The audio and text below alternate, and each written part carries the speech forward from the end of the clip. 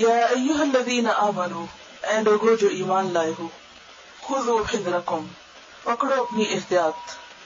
حذر کا اصل معنی ہوتا ہے خطرے اور آفت سے بچنے کے لیے تدبیر اختیار کرنا، اپنا بچاؤ کرنا. خذوا حذرکم یعنی خود کو بچاؤ، اپنا بچاؤ کرو. فانفروا ثبات، پھر نکلو جماعتوں کی شکل میں، گروپس کی شکل میں. اب انفروا جمیعا، یا نکلو سب اکٹھے ہو کر. پچھلی آیت میں اللہ اور اس کے رسول صلی اللہ علیہ وسلم کی اطاعت کا ذکر تھا، اور اس کے بعد اب یہاں اہل ایمان کو اپنے دفاع، اپنی حفاظت اور اپنا بچاؤ کرنے کی تلقین کی جا رہی ہے. دین کے دشمنوں اور اپنے دشمنوں سے بچنے کے لیے احتیاطی تدابیر اختیار کرو. اگرچہ تم مسلمان ہو، اللہ پر تمہارا ایمان ہے، بھروسہ ہے، وہ تمہارا دفاع کرے گا، وہ تمہاری حفاظت کرے گا، لیکن اس کے ساتھ ساتھ تم اپنے لیے خود بھی کوشش کرو. اور بچاؤ اختیار کرنے کے لیے دو چیزیں ضروری ہوتی، ایک تو انسان اور دوسرے ہتھیار. کیونکہ انسانوں کے بغیر آپ تنہا اپنا دفاع نہیں کر سکتے، کوئی بھی شخص اکیلا اپنا بچاؤ نہیں کر سکتا ایک جماعت کے مقابلے میں یا ایک پورے لشکر کے مقابلے میں، ایک پوری فوج کے مقابلے میں. تو اس کے لیے کیا ضروری ہے کہ مسلمانوں کے اندر اجتماعیت ہو. دوسری شکل یہ ہے کہ انسان جتنے بھی زیادہ ہوں، بھیڑ ہو، لیکن اس کے ساتھ ساتھ وہ ٹولز بھی چاہیے کہ جن کے ذریعے انسان اپنا بچاؤ کر سکے. اور ہر دور کے اعتبار سے وہ ٹولز مختلف ہوں گے، وہ ہتھیار الگ طرح کے ہوں گے. تو یہاں نبی صلی اللہ علیہ وسلم اور آپ کے صحابہ کو حکم دیا جا رہا ہے کہ کفار اور مشرکین اور منافقین میں سے جو بھی تمہیں ختم کرنے پر تلا ہوا ہے، تم ان کے مقابلے میں خاموشی سے مت بیٹھ جاؤ، بلکہ اپنے لیے احتیاطی تدابیر اختیار کرو اور مختلف طرح کی وار اسٹریٹجیز کو اختیار کرو. فانفروا ثبات، پھر نکلو دستوں کی شکل میں. ثبات جو ہے یہ ثبت ان کی جمع ہے، تا با اور چھوٹی تے ثبتن، اور اس کی جمع ثبین بھی آتا ہے، دستہ چھوٹی جماعت، ٹکڑیاں. تو جب جنگ کے لیے نکلو تو حسب ضرورت چھوٹی جماعتوں کی شکل میں بھی نکلو، کہ پہلے ایک گروپ نکلے، پھر تھوڑی دیر کے بعد دوسرا نکلے، پھر تیسرا نکلے، یعنی الگ الگ گروپس کی شکل میں اگر اس کی ضرورت ہو. اب انفروا، یا نکلو جمیعاً سب اکٹھے ایک پورے بھرپور لشکر کی شکل میں. تو یہ ڈپینڈ کرتا ہے کہ موقع اور مناسبت کیا ہے، ضرورت کس چیز کی ہے. کیونکہ پہلے اجتماعیت کی بات ہوئی کہ سب اکٹھے ہو جاؤ، کیونکہ اکٹھے ہوئے بغیر دفاع ممکن نہیں. تو اب یہاں اکٹھے ہونے کا مطلب یہ نہیں کہ صرف ایک بھیڑ اکٹھی کر لو یا ایک بڑا لشکر ہی بنا لو. ضرورت کے تحت تم چھوٹے دستوں کی شکل میں بھی نکل سکتے ہو. وہ تفرق نہیں ہے، وہ اجتماعیت کے خلاف نہیں ہے، وہ ضرورت کے تحت ہے. تو بنیادی طور پر کیا ہے، جو بھی مناسب ہو کسی شر سے بچنے کے لیے اسے اپنے لیے اختیار کر لو.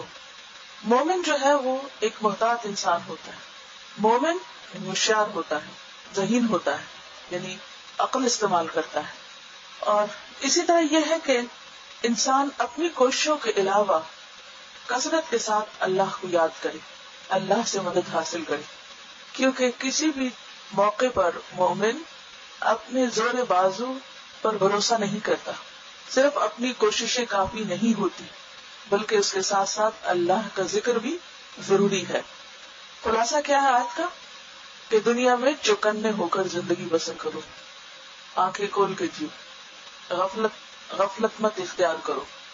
وَإِنَّ مِنْكُمْ، اور بے شک تم میں سے، لمن البتہ جو، لَيُبَطِّئَنَّ دیر لگاتا ہے، سستی کرتا ہے. یہ نیا لفظ ہے. یبطئن میں روٹ ہے با قا حمزہ، بطئن دیر لگانا، ڈھیلا پڑنا، پیچھے رہ جانا.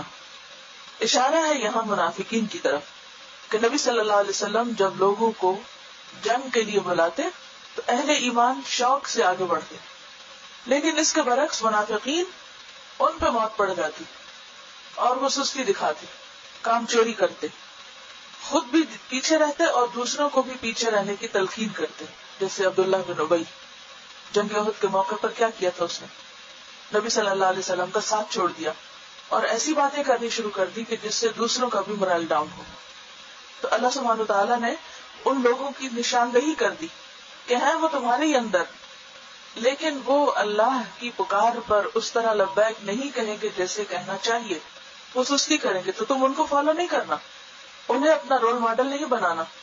عموماً کیا ہوتا ہے کہ جب کوئی کام کرنا ہوتا ہے نیکی کا، چلیے چھوٹی سی چیز ہے کہ نماز ہی پڑھنی ہوتی ہے، کہیں آپ بیٹھے ہیں گھر میں سب مل کے بیٹھے ہیں، یا کسی مجلس میں، کسی شادی میں ہے، کسی اور جگہ پر نماز کا وقت آتا ہے، تو اپنا جائزہ لیجیے کہ آپ کا طرز عمل کیا ہوتا ہے، آپ کی سوچ کیا ہوتی ہے کہ اچھا وقت ہو گیا ہے، نماز پڑھنی چاہیے، انتظام کرنا چاہیے، دیکھنا چاہیے کہاں پڑھوں، یا یہ دیکھتے رہتے ہیں اچھا کوئی اور اٹھے گا تو میں بھی اٹھ جاؤں گی، یا یہ کہ اچھا باقی پڑھ لیں تو پھر ابھی ہے نا ٹائم، سارے پڑھ لیں پھر میں پڑھ لوں۔ یہ دو مختلف رویے ہیں، ایک یہ ہے کہ آپ وقت آتے ہی اقدام کریں اور فوراً سب سے پہلے آگے پہنچیں، اور دوسرا یہ کہ آپ انتظار میں رہیں، اچھا سب کر لیں پھر میں بھی کروں۔ یہ منافقین کی صفت قرآن مجید میں بتائی گئی کہ وہ نماز کے لیے آتے ہیں، وَلَا يَأْتُونَ إِلَى الصَّلَاةِ إِلَّا وَهُمْ كُسَالَىٰ، اور نماز ایک سمبل ہے، سمبل بھی ہے، ایک عبادت تو ہے ہی، ایک سمبل بھی ہے پوری روزمرہ زندگی میں ایک مومن کا اللہ سے جو تعلق ہے، یا دین کے لیے یا اللہ کی پکار پہ لبیک کہنے کے لیے جو رویہ وہ اختیار کرتا ہے وہ نماز میں ظاہر ہو جاتا ہے کہ اذان ہوتے ہی، وقت آتے ہی وہ باقی سب کچھ چھوڑ سکتا ہے یا نہیں چھوڑ سکتا۔ تو اللہ تعالیٰ فرمانے کہ جنگ کے موقع پر بھی کیا ہوگا، کچھ لوگ ایسے ہوں گے جو دیر لگائیں گے، نیکی کے کام میں جلدی نہیں کریں گے، سستی کریں گے، اور کرتے کرتے حتیٰ کہ پیچھے ہی رہ جائیں گے بھی نہیں۔ فَإِنْ أَصَابَتْكُمْ مُصِيبَةٌ، پھر اگر پہنچے تم کو کوئی مصیبت، کہاں پر؟ جنگ میں، تو وہ کیا کہتا ہے؟ قَالَ، کہتا ہے قَدْ أَنْعَمَ اللَّهُ عَلَيَّ، اللہ نے مجھ پر تو بڑا احسان کیا، اللہ نے مجھ پر انعام کیا۔ کیسے؟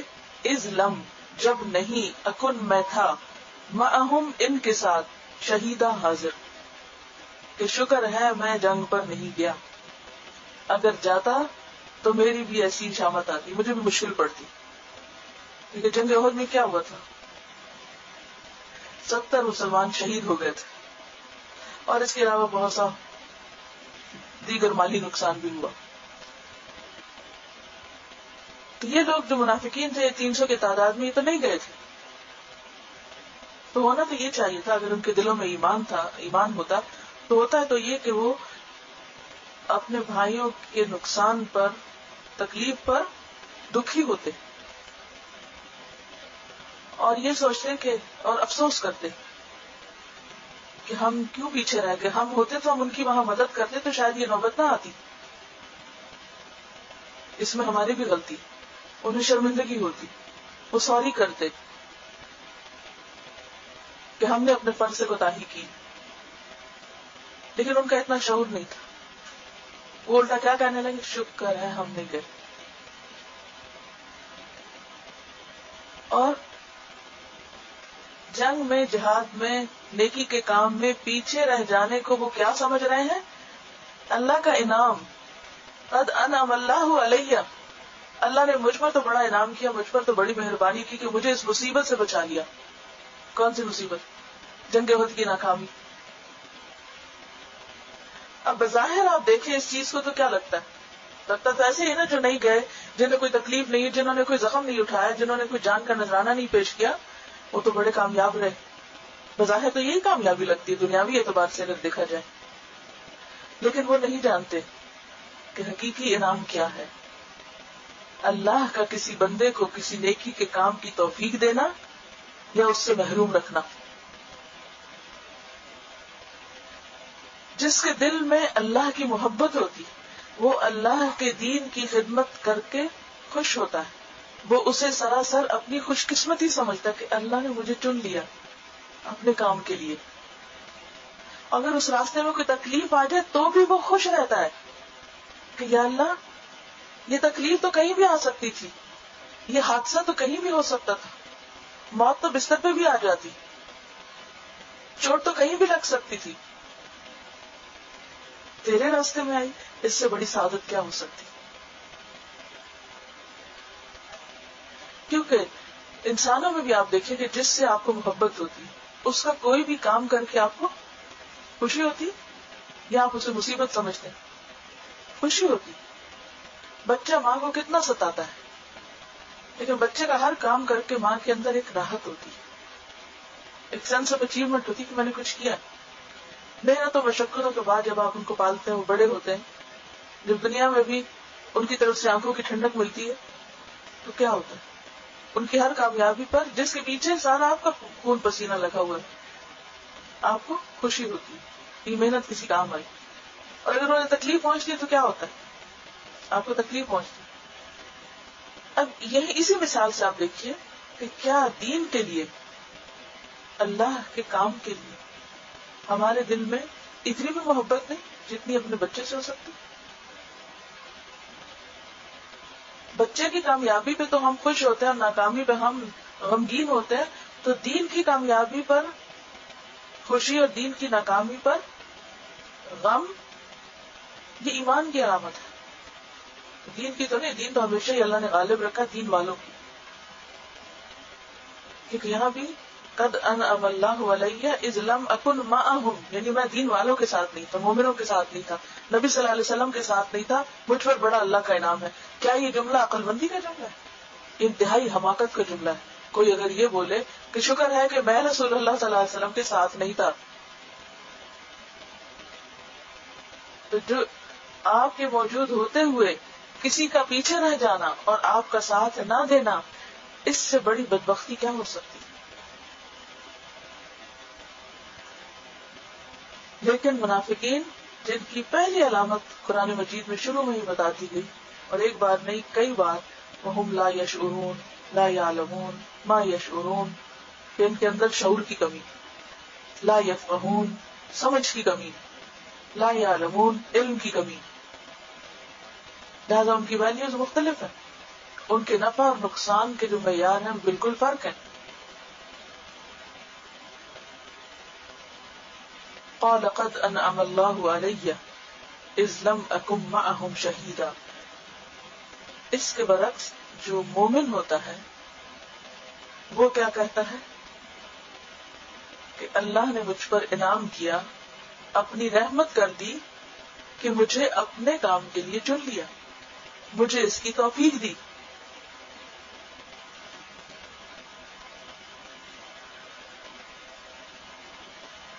بلا ان اصابکم فضل من اللہ, اور البتہ اگر پہنچے تم کو کوئی فضل اللہ کی طرف سے.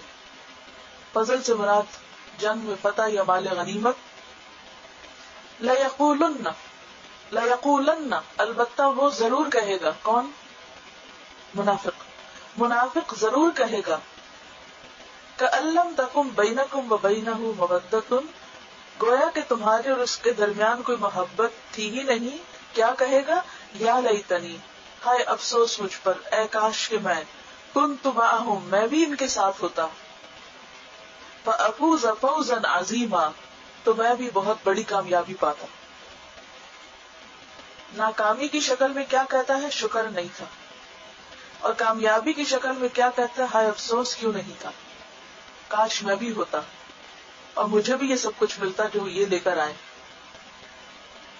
کیونکہ اس کے نزدیک اصل کامیابی کیا ہے؟ دنیا کا مال حاصل کرنا, دنیاوی فائدے حاصل کرنا, مال غنیمت حاصل کرنا. اس کا مطلوب, اس کا مقصد, اس کی نظر اور اس کی توجہ ساری کی ساری کس پر تھی؟ دنیاوی شان و شوکت اور دنیاوی مال و دولت کی طرف. جب وہ ملتا ہے تو بھول جاتا ہے, خوش ہو جاتا ہے. وہ نہیں ملتا تو کہتا ہے میں بہت بدقسمت ہوں. اور یہ جو بیچ میں ہے نا لیقولن اور مودہ کے درمیان جو الفاظ ہیں نا, یہ جملہ معترضہ ہے. لیقولن کے بعد ایک چھوٹی سی ڈیش ڈال دیجیے, اور مودتن کے بعد بھی چھوٹی سی ڈیش ڈال دیجیے, اور اس کو نکال کر پڑھیے. یعنی اس منافق کا قول جو ہے وہ یوں ہے, وَلَئِنْ أَصَابَكُمْ فَضْلٌ مِّنَ اللَّهِ لَيَقُولَنَّ يَا لَيْتَنِي كُنتُ مَعَهُمْ فَأَفُوزَ فَوْزًا عَظِيمًا. سمجھ آ گئی بات؟ یعنی منافق کا قول کہاں سے شروع ہوتا ہے؟ یا لیتنی سے, اور اس سے پہلے کیا ہے؟ اس کے اوپر تبصرہ. کیا تبصرہ؟ کہ اس کے اور تمہارے درمیان کوئی محبت کا تعلق نہیں. مودت کیا ہوتی؟ قریبی تعلق، پیار محبت، اور خصوصاً وہ محبت یہاں مراد ہے جو دین کی وجہ سے ہوتی، ایمان کی وجہ سے ہوتی. خونی رشتوں کے ساتھ تو ایک قدرتی تعلق ہوتا ہے آپ کا، یا نہیں؟ یا پھر عموماً دوستیاں ہوتی ہیں کسی بزنس میں شراکت کی وجہ سے، اکٹھے کام کرنے کی وجہ سے. لیکن یہاں جو محبت ہے وہ دین کی وجہ سے. تو کیا کہا گیا کہ اسے یعنی منافق کو تمہارے سے کوئی دلچسپی نہیں ہو سکتی، تم سے کوئی محبت نہیں ہو سکتی، اسے تمہارے دکھ پر کوئی دکھ نہیں، اسے تمہاری خوشی پر کوئی خوشی نہیں. اس کی نظر تمہارے مال پہ ہے جو تم نے غنیمت حاصل کی. تو جب تمہیں کوئی غنیمت ملتی ہے تو اسے یہ نہیں ہوتا کہ تمہیں کچھ خوشی ملی ہے تو وہ خوش ہو. اس کی خوشی کس میں ہوتی ہے؟ مال ملنے پر. اور اس کی فکر کیا ہوتی ہے کہ میرا حصہ اس میں سے کتنا ہوگا، اور اگر وہ مل جائے تو وہ راضی ہے، اور اگر وہ نہ ملے تو اپنے آپ کو بدقسمت سمجھتا ہے. یہ بھی ایک رویہ ہے. کیا رویہ؟ انسان کی خوشی اور غم کے معیار کیا ہے؟ ہم سب کو سوچنا چاہیے، اپنا اپنا جائزہ لیں. میں کس بات پہ خوش ہوتی ہوں اور کس بات پر غمگین ہوتی ہوں؟ مجھے کیا ملے تو میری خوشی ہوتی ہے، مجھے کیا نہ ملے تو میں اداس ہوتی ہوں. مطلوب کیا، مقصد کیا، چاہت کس چیز کی؟ دنیا کی کسی چیز کی، مال و اولاد کی، مال و دولت کی، یا پھر دین کی کامیابی کی؟ تو کوئی شخص صحیح مومن ہو نہیں سکتا جب تک اللہ کی ذات اسے ہر چیز سے بڑھ کر محبوب نہ ہو. والذین آمنوا اشد حبا للہ. اس کے بعد کوئی مومن ہو نہیں سکتا جب تک محمد صلی اللہ علیہ وسلم کی ذات اسے اپنے والدین، اولاد اور ہر چیز سے زیادہ پیاری نہ ہو. پھر کوئی شخص سچا مومن ہو نہیں سکتا جب تک دین کا فائدہ اسے ہر چیز سے زیادہ عزیز نہ ہو جائے، اپنی ذات اور اپنے گھر اور اپنے مال اور کاروبار اور ہر چیز سے بڑھ کر. تو اپنے آپ سے پوچھئے کہ آپ کی ترجیحات کیا ہیں، آپ کی پرائرٹیز کیا ہیں، آپ کو کس چیز سے محبت، آپ کو حقیقی خوشی کب نصیب ہوتی؟ کیا اسلام کی ترقی سے آپ خوش ہوتے ہیں؟ کیا اسلام والوں کی ناکامی سے آپ دکھی ہوتے ہیں؟ اور اس کا معیار کیا ہے؟ آپ ہر چیز میں کس چیز کے متلاشی ہوتے ہیں؟ کیا چاہتے ہیں؟ آپ کی زندگی میں کس چیز کی اہمیت سب سے زیادہ ہے؟ وہ کون سا سینٹرل پوائنٹ ہے جس کے گرد ہر چیز گھومتی؟ ہر شخص کی زندگی کا ایک سینٹرل پوائنٹ ہوتا ہے جسے سینٹر آف لائف کہتے ہیں. باقی ساری چیزیں اس کے گرد گھومتی ہیں اس کی. آپ اپنا سینٹر آف لائف دیکھیے کہ وہ کون سی چیز ہے جو آپ کی پرائرٹی نمبر 1 ہے، باقی ساری چیزیں اس کے مطابق سیٹ ہوتی ہیں. اور وہ کون سی چیز ہے کہ جو آپ کی ترجیح میں نہیں، بس وقت ملے تو کر لیا، موقع نہیں تو چھوڑ دیا. ہم سب اپنا اپنا جائزہ لے سکتے ہیں. بڑھاپے میں جب سب ساتھ چھوڑ جاتے ہیں پھر دین ہی آ جاتا ہے، پھر اللہ کی پناہ پکڑتی. دنیا کی حقیقت دنیا میں ہی سامنے نہیں آ جاتی، کون کتنا وفادار ہے. والباقیات الصالحات. بڑھاپے میں آ کے احساس ہوتا ہے کہ سب نے ساتھ چھوڑ دیا، اور یہ بھی یاد زیادہ آتا ہے کہ اللہ کی طرف واپسی ہے. لیکن کہتی ہے کہ کچھ لوگوں کو تو یہ بھی یاد نہیں ہوتا. بات تو صحیح ہے، کچھ لوگ بوڑھے ہو کر بھی نہیں سوچتے کہ واپس جانا ہے. ان کی پھر بھی بھرپور کوشش ہو جاتی کسی طرح جوان ہو جائیں اور کسی طرح اور دنیا مل جائے. اس بات کی گارنٹی کس کے پاس ہے کہ کوئی بڑھاپا دیکھے گا. اور پھر آپ دیکھیے کہ اگر ہم نے اللہ تعالیٰ کے لیے بڑھاپا ہی رکھا ہے، ارذل العمر، اور دنیا کے لیے سب سے بہترین طاقت کا زمانہ، تو پھر آخرت میں درجے بھی تو ویسے ہی ہوں گے نا. جو یہاں دیں گے وہی سامنے آئے گا، جو بھیجیں گے وہی آگے سے ملے گا نا. تو ہر ایک اپنے بارے میں سوچے کہ وہ اللہ کے لیے کیا پیش کر رہا ہے، کیا قربانی کر رہا ہے، کیا دے رہا ہے. بہرحال اللہ کے دین کو تو ضرورت نہیں ہے اور اس کو کوئی نقصان نہیں. اصل میں سورۃ النساء کے اندر منافقوں کا ذکر بہت زیادہ آتا ہے، اور یہ صرف اس زمانے کے منافقین کی بات نہیں. میں ہمیشہ یہ سوچتی ہوں کہ اگر اللہ کے رسول صلی اللہ علیہ وسلم کی موجودگی میں آپ کی تعلیم کے باوجود لوگ منافق تھے. آپ دیکھیے کہ جنگ احد تک ابھی مسلمان تھے ہی کتنے، کل 2 سال ہی تو گزرے تھے ابھی. تو 300 کے قریب لوگ جو تھے وہ ایک طرح سے مسلمانوں کے اندر منافق تھے. ہو سکتا ہے انہوں سے بعد میں کسی کو توبہ کی توفیق ہوئی ہو، سچے مومن ہو گئے، کیونکہ دل کا معاملہ اللہ ہی کو پتا ہے. اگر اس دور میں ہو سکتا تو کیا آج نہیں ہوں گے؟ اب کسی اور کے بارے میں سوچنے کی بجائے ہم سب کو اپنے بارے میں نہیں سوچنا چاہیے کہ میرا طرز عمل کیا ہے، میری پرائرٹی کیا ہے. جب اللہ کی پکار آتی ہے، ٹھیک ہے یہاں تو جنگ کی بات ہو رہی ہے، اب ہم ان آیتوں کو ایک طرف رکھتے تھے، ہمارا تو ان سے تعلق کو نہیں، کیونکہ ہم تو جہاں رہ رہے ہیں یا جو کر رہے ہیں اس میں تو اس کا دور پار کوئی امکان نہیں. تو نہیں، دن میں 5 دفعہ جو پکار آتی ہے اپنے نفس کے ساتھ جنگ کرنے کی، حی علی الصلاح حی علی الفلاح، تو اس وقت ہم کتنا دوڑ کے جاتے ہیں، کتنے شوق سے جاتے ہیں. اور اسی طرح کوئی بھی قربانی جو ہمیں دین کے لیے کرنی پڑتی، خواہ وہ پڑھنے کی ہو، خواہ وہ صدقہ خیرات کی ہو، خواہ وہ کسی کی مدد کی، کچھ بھی ہو، تو اس موقع پر ہمارا طرز عمل کیا ہوتا ہے. پھر فرمایا فَلْيُقَاتِلْ فِي سَبِيلِ اللَّهِ، بس چاہیے کہ لڑیں اللہ کے راستے میں. یہ دوسری قسم کے لوگوں کی بات ہے. پہلے منافقوں کا ذکر تھا، پہلے ایمان کا ذکر ہے کہ جو نہیں جانے والے وہ تو نہیں جانے والے، لیکن جو جانے والے ہیں اللہ کے راستے میں انہیں چاہیے کہ وہ اللہ ہی کی خاطر لڑیں. فَلْيُقَاتِلْ فِي سَبِيلِ اللَّهِ، اپنی نام بری کے لیے یا دنیا کا مال حاصل کرنے کے لیے یا دنیا کے فائدے اٹھانے کے لیے نہیں، بلکہ اللہ کے خاطر. فی سبیل اللہ. اور فی سبیل اللہ جنگ کون سی ہوتی ہے جس کا مقصود کیا ہو؟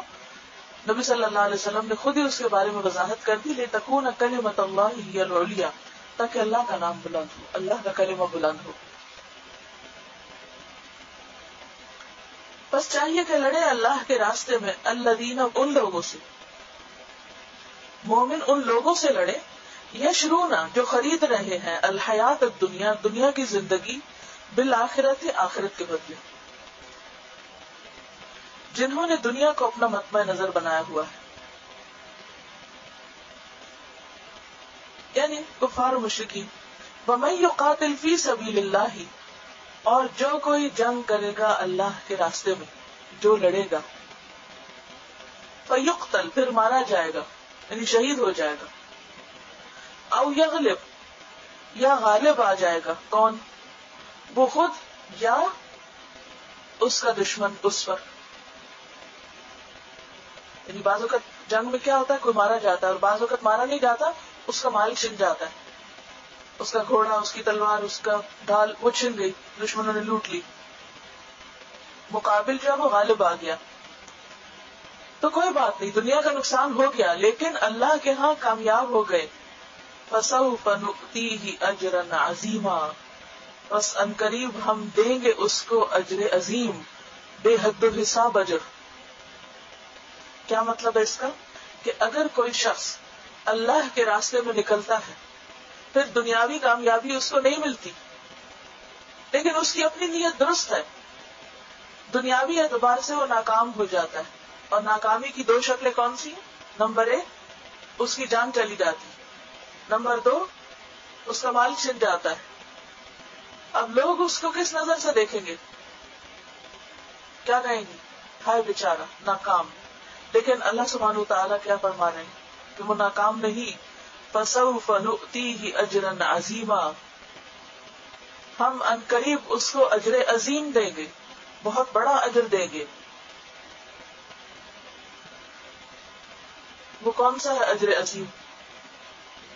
وہ اجر عظیم کیا ہے؟ شہید کے جسم کا جب پہلا قطرہ زمین پہ گرتا ہے سارے گناہ معاف کر دیے جاتے ہیں اور اس کی روح کو جنت میں پہنچا دیا جاتا ہے، فوری طور پہ جنت میں داخل کر دیا جاتا ہے، اور وہ سب پرندوں کی شکل میں اس کی روح جنت کے درختوں پہ اڑ کے بیٹھتی رہتی ہے اور جنت کے پھلوں میں سے کچھ نہ کچھ کھاتی رہتی ہے۔ اللہ تعالیٰ ان کو رزق عطا کرتا ہے اپنے پاس سے۔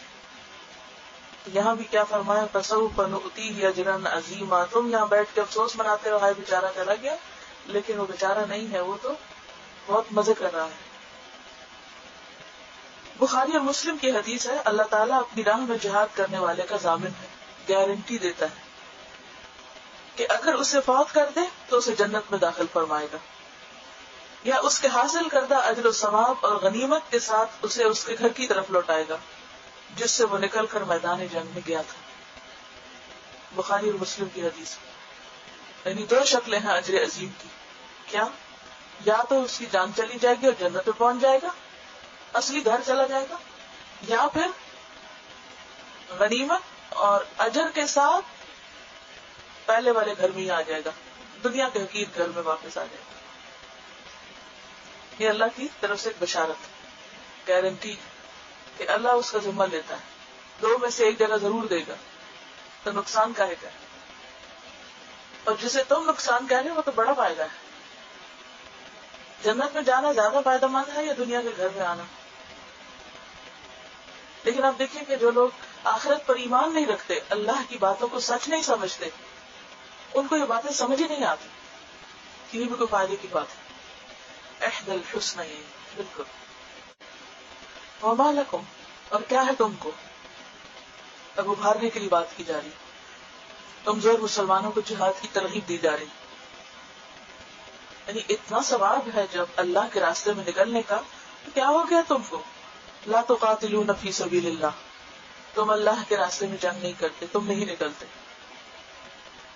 والمستضعفین من الرجال والنساء، اور کمزور مردوں میں سے اور عورتوں میں سے، یعنی بوڑھے مرد یا بیمار مرد اور عورتیں، والولدان، اور بچے جو ابھی جنگ کرنے کے قابل نہیں، الذین، وہ لوگ، یقولون، جو سب کہتے ہیں، ربنا، اے ہمارے رب، اخرجنا من هذه القریۃ، نکال تو ہمیں اس بستی سے، اشارہ ہے مکہ کی طرف، اخرجنا من هذه القریۃ، نکال ہم کو اس بستی سے، اس بستی کی طرف اشارہ مکہ کی طرف، الظالم اہلها، جس کے رہنے والے ظالم ہیں۔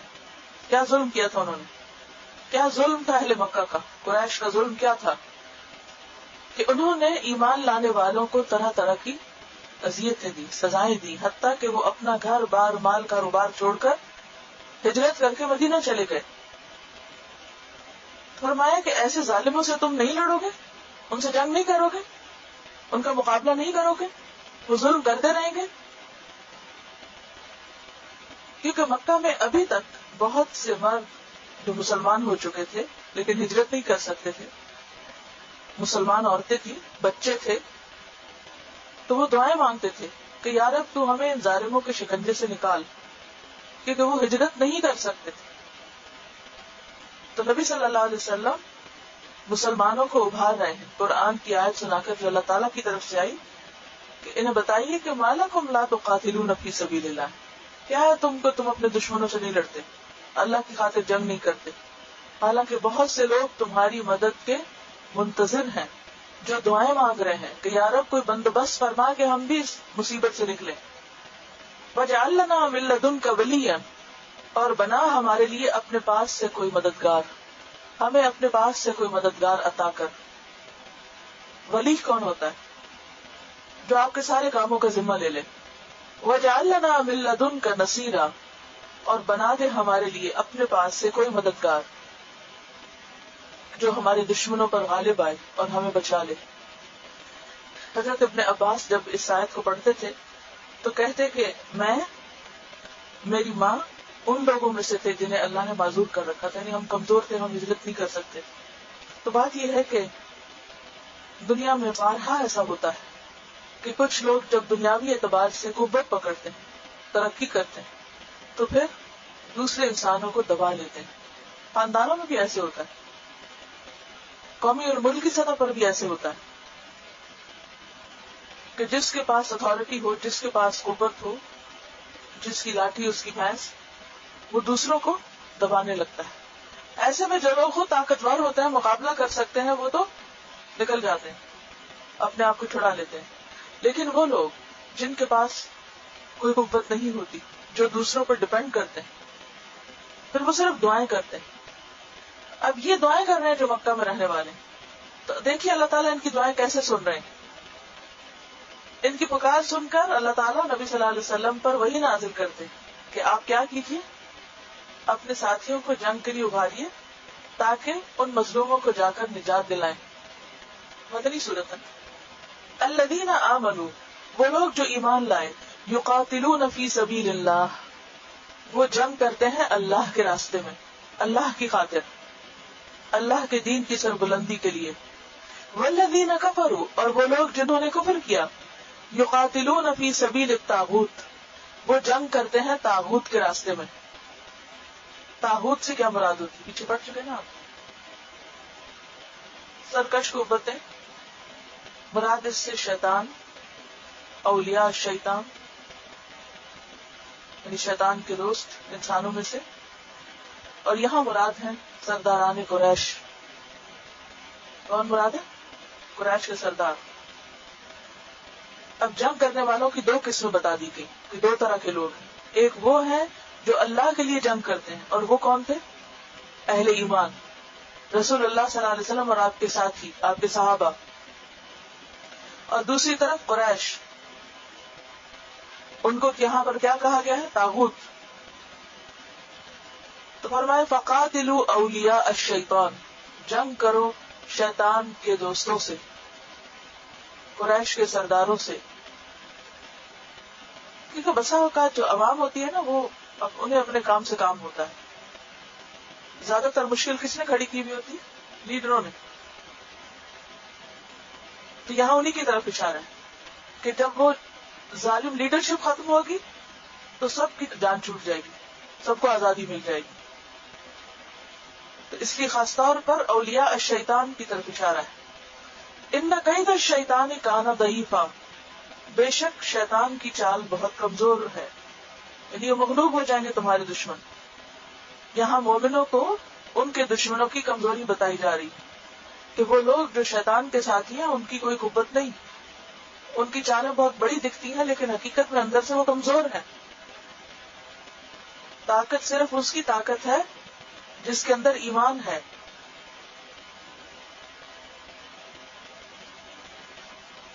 تو اے اہل ایمان، کمزور مت ہو، پریشان نہ ہو. اور پھر بار بار ایک سبق یہاں سکھایا جا رہا ہے کہ اہل ایمان کی جنگ کس مقصد کے لیے ہوگی؟ اللہ کے نام کی سربلندی کے لیے.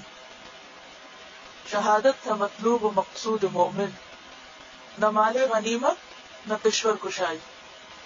نہ مال غنیمت یعنی مال غنیمت دینا اور لوگوں کے مال چھیننا، یا کوئی اقتدار حاصل کرنا، یا ذاتی اور قومی برتری حاصل کرنا، یا ملک کے اوپر ملک فتح کر کے اپنے جھنڈے لہرانا، یا لونڈی غلام حاصل کرنا، یا مختلف اپنی حکومت اور اپنی سلطنت میں وسعت پیدا کرنا، یا اس بات کا شوق ہونا کہ میں فاتح اعظم بن جاؤں اور ساری دنیا کو میں سرنگوں کر لوں.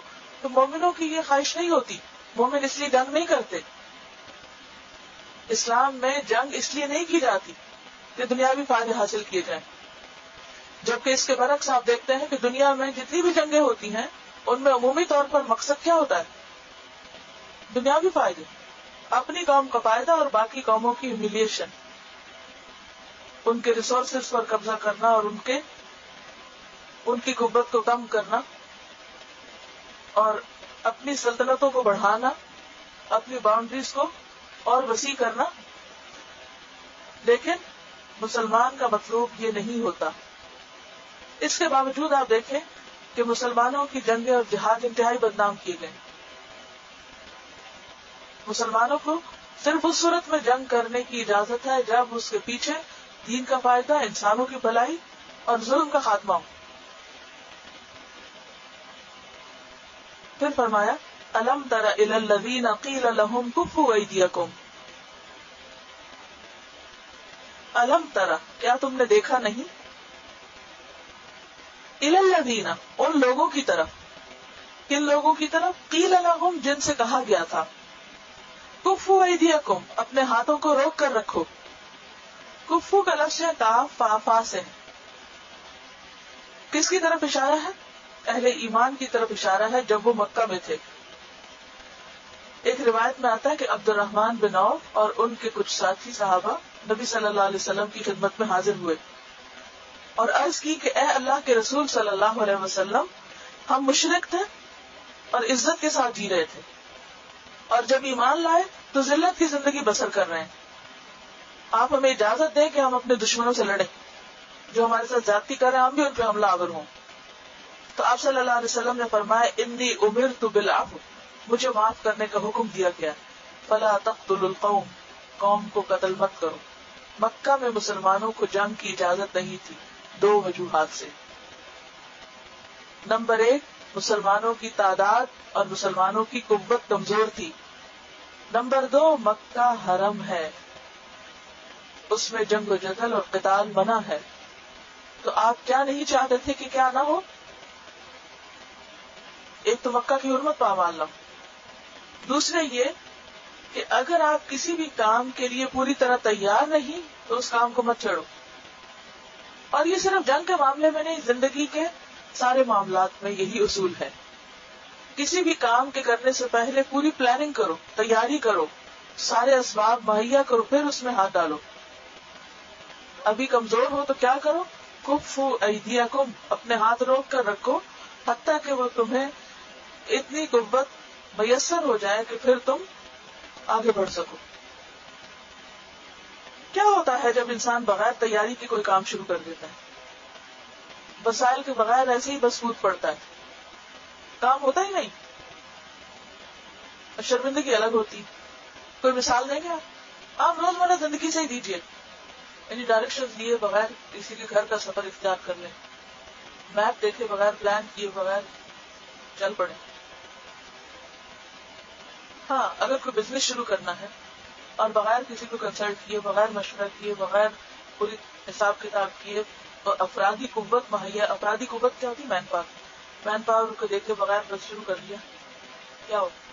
لاس ہو جائے گا، پیسہ سارا ڈوب جائے گا، محنت بھی ضائع ہو جائے گی۔ جی بالکل، ہر کام کے لیے اسٹریٹجی ہونی چاہیے، پوری پلاننگ ہونی چاہیے۔ مثلاً اگر چھوٹا سا کام ہے، جیسے یہ میز موو کرنا ہے یہاں سے جو اس کمرے میں لے کے جانا ہے، اگر میں آپ سب سے کہوں آؤ میری مدد کرو، آپ سب اٹھ کے آ جائیں اور میں آپ کو یہ نہ بتاؤں کہ لے جانا کہاں ہے، کیا ہوگا؟ کوئی کہے گا ادھر چلتے، کوئی کہے گا نہیں یہ دروازہ کھلا، کوئی کہے گا نہیں وہ دیکھو وہ اچھا آدھا راستہ طے کر کے نہیں واپس لے چلو ادھر چلتے ہیں۔ نتیجہ کیا ہوگا؟ وقت بھی ضائع، قوت بھی ضائع، اور آپ تھک بھی جائیں گے اور میزبان ہی پہنچے گا۔ عموماً ایسا نہیں ہوتا اگر آپ گھر شفٹ کر رہے ہوں، سامان اٹھا رہے ہوں کچھ، تو بغیر پلاننگ کے لوگ شروع ہو جاتے ہیں بعض اوقات، اور یہ نہیں پوچھتے کہ چیز لے جانی کہاں ہے، رکھنی کہاں، بس شوق کے مارے اٹھا کے چل پڑے۔ یعنی یہ بات جو اللہ تعالیٰ نے ایک چھوٹی سی آیت میں بتا دی، اس کے لیے لوگ بڑے بڑے مینجمنٹ کے، پروجیکٹ مینجمنٹ کے کورسز کرتے ہیں اور بھاری فیسیں دیتے ہیں۔ بات یہ ہے کہ آج مسلمانوں نے چونکہ قرآن کبھی پڑھا نہیں ہے اور غور بھی نہیں کیا، تو عمل تو دور کی بات ہے۔ صرف ایک چیز ہے کہ اچھے جذبات ہیں ہمارے پاس، اچھے خوش فہمیاں ہیں، نیتیں اور ارادے ہیں، تیاری کچھ نہیں۔ تو کسی بھی کام میں تیاری کے بغیر ہاتھ ڈالنا خود کو نقصان پہنچانا ہے اور دوسروں کو بھی نقصان دینا ہے۔ تو اس لیے یہاں کہا جا رہا ہے کہ مکہ میں ہوتے ہوئے ابھی تم کمزور ہو، ابھی اتنا نمبر نہیں ہوا۔ جب نمبر 313 تک پہنچ گیا مدینہ جا کر، تو پھر کہا کہ اب چلو، اب نکلو، اب آ گیا ہے وقت۔ اسی طرح بعض اوقات اگر نمبر بھی مطلوبہ ہو لیکن ابھی کچھ اور چیزیں پوری طرح نہ ہوں، یا کوئی موقع یا وقت مناسب نہ ہو۔ مثلا آپ کو ایک بہت بڑی لینڈ ملی وراثت میں، یا کسی نے آپ کو گفٹ کی کہ اتنے ایکڑ زمین تم لے لو اور اس پر کچھ اگا لو، اب آپ نے اس کے لیے تعلیم بھی حاصل کر لی اور سارے ٹولز بھی اکٹھے کر لیے، سب کچھ، اور یہ بھی فیصلہ کر لیا، پلاننگ بھی کر لی کہ کیا کس چیز کا کھیت سجائیں گے، اور ابھی موسم نہیں آیا، وقت نہیں آیا، اور آپ شروع ہو جاتے ہیں، زمین تیار کرتے ہیں، اور رات کتنی برفباری ہوتی ہے کہ سب کچھ برابر ہو جاتا ہے. جتنے اچھے بیج ڈال لیں، جتنی اچھی زمین تیار کر لیں، جو مرضی کر، لیکن ابھی ٹائم نہیں ہے. تو مناسب وقت کا انتظار بھی بے حد ضروری ہوتا ہے کسی کام کے لیے. تو بے وقت کی جو راگنی ہوتی ہے وہ کسی کو اچھی نہیں لگتی. موقع کی مناسبت اور احتیاط. آج کا سبق کہاں سے شروع ہو؟ خذوا حذرکم، احتیاط سے کام لو. کوئی بات نہیں، نیت تو ہے، لیکن پلاننگ کے بغیر کسی بھی چیز میں ہاتھ ڈال کے، پلاننگ کا مطلب سستی نہیں ہے یا بدنیت ہی نہیں ہے. پلاننگ بھی تو محنت ہے، وہ بھی تو اسی کام کا حصہ ہے یا نہیں. مثلا اگر آپ کو گھر بنانا ہے تو نقشہ بنائے بغیر گھر بنتا؟ آپ کے پاس کتنے بھی پیسے ہو، کتنی بھی ذہانت ہو، کچھ بھی ہو، سارے اسباب ہوں، اگر آپ کسی بھی کنسٹرکشن والے شخص کو بلائیں گے اور کہیں گے کہ یہ بنا دو ذرا میرا یہ بیسمنٹ، تم بنا دو ذرا، تو آپ سے نہیں پوچھے گا کہ آپ کو کیا بنانا ہے، کون سا مٹیریل لگانا ہے، کون سا رنگ لگانا ہے، اس میں کوئی کمرہ بنانا ہے یا کچن بنانا ہے، کیا بنانا ہے کیا نہیں. تو بھلے آپ باقاعدہ نقشہ نہ بھی بنوائیں، لیکن کچھ تو پلاننگ دینی پڑے گی. اور آپ نے دیکھا ہوگا کہ بعض اوقات پلاننگ پر وقت زیادہ لگتا ہے بنسبت بنانے کی. تو پلاننگ جو ہے کسی بھی کام کی، وہ اس کام کا حصہ ہے. کیا نقشہ بنانا گھر بنانے کا حصہ نہیں؟ گھر تعمیر کرنے کا حصہ ہے نا، کنسٹرکشن کا حصہ ہے وہ. تو جس دن آپ نے اس کا میپ بنانا شروع کیا، گویا آپ نے کام شروع کر دیا، اگرچہ وہ اوپر ابھی کچھ نظر نہیں آ رہا، لیکن کام شروع ہو چکا ہے. بہت سے لوگ جلد باز ہوتے، وہ کہتے ہیں جلدی کوئی نتیجہ نہیں، کوئی چیز نظر آنی چاہیے، اور اگر نظر آئے تو خوش ہوتے ہیں، کچھ اور کرتے ہیں، اور اگر نظر نہ آئے تو کہتے ہیں کوئی فائدہ نہیں، وقت ضائع کرے، چھوڑو اس کو. اور یہ صبر کا ایک امتحان ہوتا ہے. بہت سے لوگ صبر نہیں کرتے پھر، اور وہ کام چھوڑ کے کچھ اور کرنے لگتے ہیں، پھر اس میں ناکام ہوتے کو اور شروع کر دیتے. اور یہ ساری زندگی بغیر کسی پلاننگ کے، بغیر کسی منصوبہ بندی کے بس ضائع کر کے. اتنے انتہائی انٹیلیجنٹ لوگ بعض اوقات انتہائی ناکام ہوتے ہیں. گول سیٹ کرنے کی ضرورت ہوتی ہے، اور پھر ریئلسٹک گول سیٹ کرنے کی، اور آخر تک چیزوں کو دیکھنے کی. سینے میں کم لگتا ہے بالکل. بعض اوقات کھانا پکنے کا ٹائم کم ہوتا ہے، لیکن اس کی کتنی جلدی بولیں گے، چونکہ روزمرہ زندگی کا کام ہے، اس لیے اس کی سمجھ اچھی آئے گی. آئندہ میں کھانے کی مثالیں زیادہ دوں گی، لیکن وہ مجھے خود زیادہ آتی نہیں. بالکل اسی طرح ریئیکشنری ہونے کی ضرورت نہیں. اچھا اس نے کر لیا، میں بھی کر کے دکھاتی ہوں، کیونکہ اس نے کر لیا اس لیے میں نے بھی کرنا ضرور ہے، چاہے آتا یا نہیں آتا، تو اس کا بھی فائدہ نہیں ہوتا. یہاں پر اہل ایمان کو کہا جا رہا ہے مکہ میں کہ الم تر الی الذین قیل لهم کفوا ایدیکم، کیا تم نے دیکھا نہیں ان لوگوں کو جنہیں کہا گیا تھا ہاتھ روک کے رکھو، حملے سے رکو. کف ہاتھ ہتھیلی کو کہتے ہیں، کفو یعنی ہاتھ روکو، کیونکہ حالات سازگار نہیں. لیکن ابھی کچھ اور کام کرو، اور وہ بھی تیاری ہی ہے. وَأَقِیمُوا الصَّلَاةَ، اور نماز قائم کرو. سب بندی تو وہیں سے سیکھو گی، اکٹھے مل کے کام کرنا تو وہیں سے آئے گا. جب اکٹھے تم رکوع میں جاؤ گے، اکٹھے سجدے میں جاؤ گے، اکٹھے کھڑے ہوگے، ایک امام کو فالو کرو گے. کیونکہ جنگ میں بھی کیا ہے، اگر آپ جرنیل کو فالو نہیں کر رہے، اس کی جو کمانڈ ہے یا اس کے جو آرڈرز ہیں ان کو لے نہیں رہے، سن نہیں رہے، اطاعت نہیں کر رہے، تو آپ کہاں سے کامیاب ہو سکتے.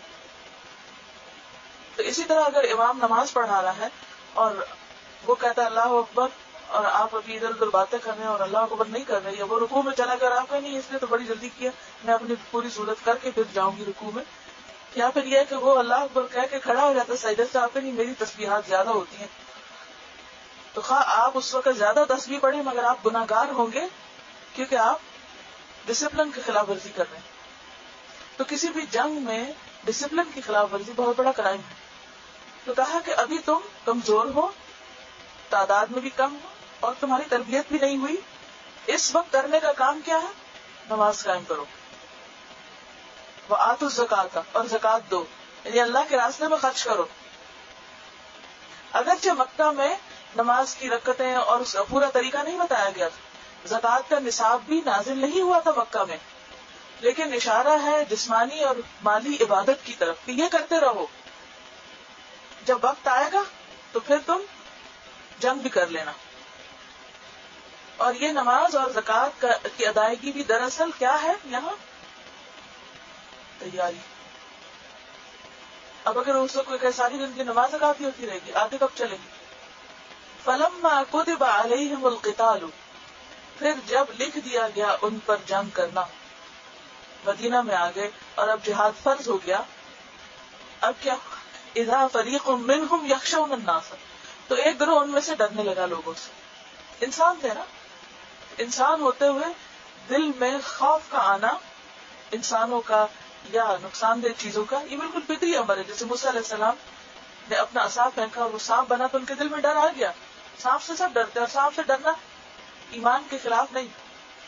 تو وہ حضرکم, ایسے اس جگہ بہادر بننے کی ضرورت نہیں کہ میں آپ کے منہ میں ہاتھ دے سکتا ہوں کیونکہ میرا ایمان مضبوط ہے.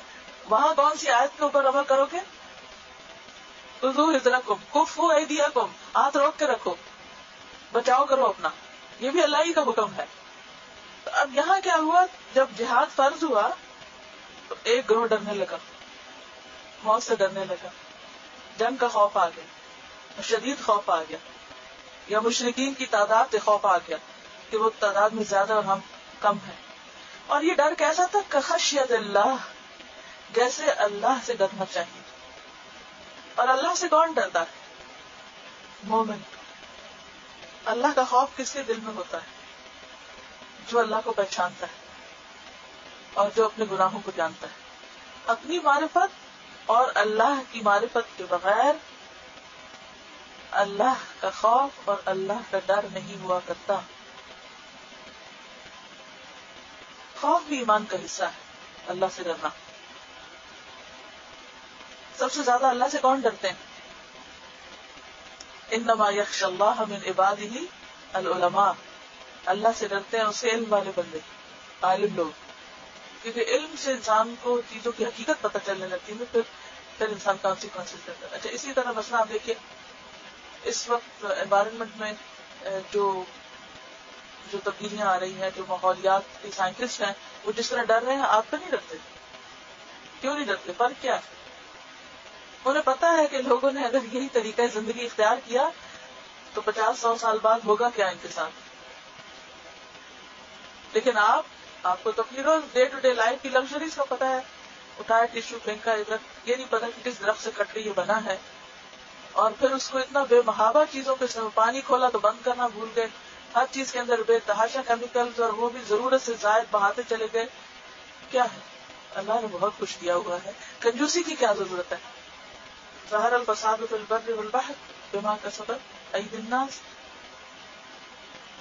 تو ایک عام شخص کو اگر یہ سمجھائے کہ بھئی یہ درست نہیں ہے یہ طریقہ, تو وہ نہیں سمجھے گا, وہ کہے گا یہ سمجھانے والا بیوقوف ہے, یہ کنجوس ہے. مثلا آپ دیکھیں کہ ایک شخص جس کو کوئی خاص بیماری ہے اور وہ بد پرہیزی کر رہا ہے, کیونکہ اس کو پتہ نہیں اس کا نتیجہ کیا نکلنا ہے, تو مزے سے کھاتا رہتا ہے. لیکن دوسرا شخص دیکھ کر, مثلا کسی کو اگر بلڈ پریشر ہے اور وہ جائے نمکین چیز کھا رہا ہے, تو دوسرا دیکھ کے ڈر جائے گا کہ یہ مر نہ جائے کہیں, یہ کر کیا رہا ہے اپنے ساتھ. لیکن جو کھا رہا ہے اس کو اگر خبر نہیں, علم نہیں, تو اس کو ڈر بھی نہیں. تو اسی طرح جو شخص اللہ کو پہچانتا ہے کہ وہ کون ہے اور اس کی صفات کیا ہے, اور اس کی طاقت اور قدرت اور عظمت کیا ہے, اور اس کا درجہ کیا ہے, اور دوسری طرف اپنی غلطیوں کی پہچان ہے, تو انسان بیٹھے بیٹھے کانپ اٹھتا ہے. اگر اللہ پکڑنا چاہے تو میں کہیں بھاگ نہیں سکتا. تو خشیت اللہ کی یہاں مثال دی گئی کہ کچھ لوگ لوگوں سے ایسا ڈرتے ہیں جیسے اللہ سے ڈرنا چاہیے. اچھا, لوگوں سے کیوں ڈرتے ہیں لوگ؟ کیونکہ وہ لوگوں کو پہچانتے ہیں. آپ تمام لوگوں سے ایک جیسا نہیں ڈرتے. آپ نے دیکھو کہ شرارتی بچے بہت سے لوگوں سے نہیں ڈرتے, لیکن کسی کسی سے وہ بھی ڈرتے ہیں. تو وہ کس سے ڈرتے ہیں؟ جس کو پہچانتے ہیں کہ یہ مارے گا مجھے, یہ مجھے پکڑے گا. تو ان کے علم کے بنا پر وہ ان کا ڈر ہوتا ہے. تو ایک لوگوں میں سے بعض لوگوں سے ایسے ڈرنے لگے جیسے اللہ سے ڈرنا چاہیے, او اشد خشیہ, یا اس سے بھی زیادہ ڈرنا. یعنی وہ اللہ سے بھی اتنا نہیں ڈرتے جتنا لوگوں سے ڈرتے ہیں. وقالو، اور وہ کہنے لگے، کون؟ جو یہ موت سے ڈر رہے تھے، ربنا، اے ہمارے رب، لما كتبت علينا القتال، تو نے ہم پہ جنگ کیوں فرض کر دی، یہ لڑنا کیوں ضروری ہے؟ پہلے کہہ رہے تھے کہ اجازت ملے، اب اجازت ملی تو کہا یہ کیا ہوا؟ لولا اخرتنا، کیوں نہیں تو نے مہلت دی ہم کو، کیوں نہیں کچھ پوسٹ پون کر دیا، ملتوی کر دیا. اخر یاخر تاخیر، ذرا تاخیر کر دیتے، آپ ڈیلے کر دیتے. الی اجل قریب، ایک قریبی وقت تک، تھوڑے دن اور ہمیں وقت مل جاتا تو پھر اچھے سے سمجھ جاتے.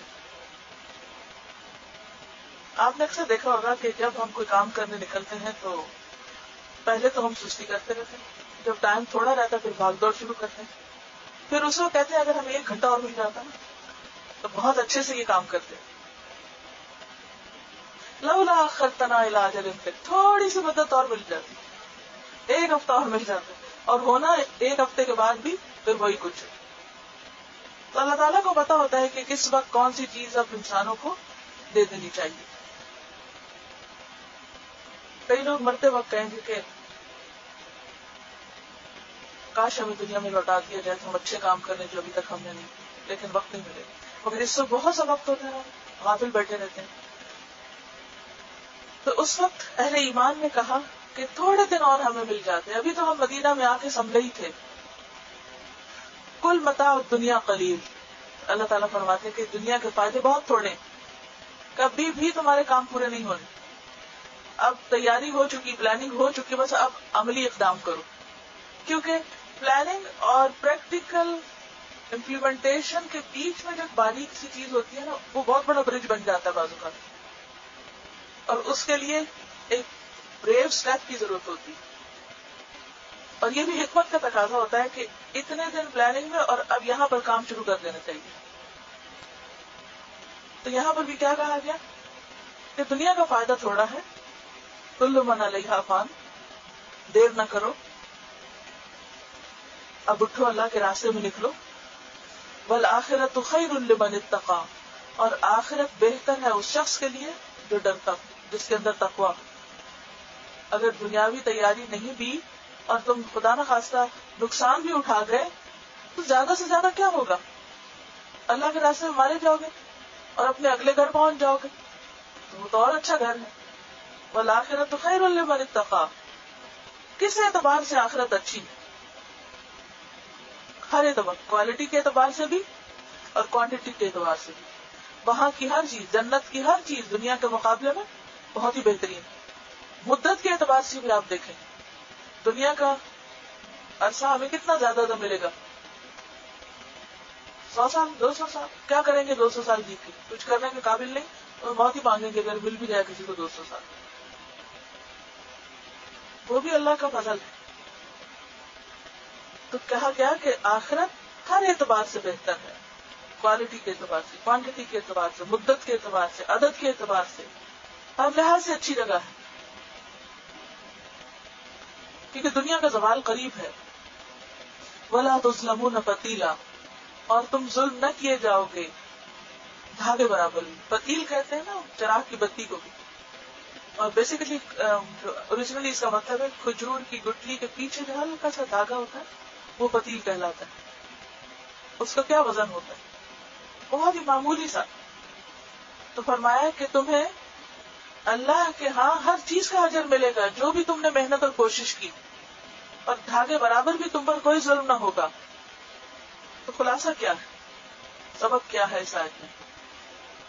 نمبر 1، کوئی بھی کام کرنے سے پہلے انسان کو اس کی بھرپور تیاری کرنی چاہیے. جب کام کا وقت آ جائے تو لوگوں سے نہیں ڈرنا چاہیے. نمبر 3، ہمارے دل میں سب سے زیادہ ڈر اللہ ہی کا ہونا چاہیے. نمبر 4، جب ڈیوٹی ادا کرنے کا وقت آئے تو ٹال مٹول نہ کی جائے، سستی نہ کی جائے، کام کو پوسٹ پون نہ کیا جائے، مؤخر نہ کیا جائے. اگر ساری کوششوں اور محنت کے باوجود بھی کامیابی نہ ہو تو غم اور افسوس زیادہ نہ ہو، کیونکہ دنیا کی مدت کم ہے، دنیا قلیل ہے. اور آخرت زیادہ فائدہ مند ہے. اللہ تعالیٰ کسی کی بھی کوششوں کو ضائع نہیں کرے گا اور ہر چیز کا بہترین بدلہ ملے گا.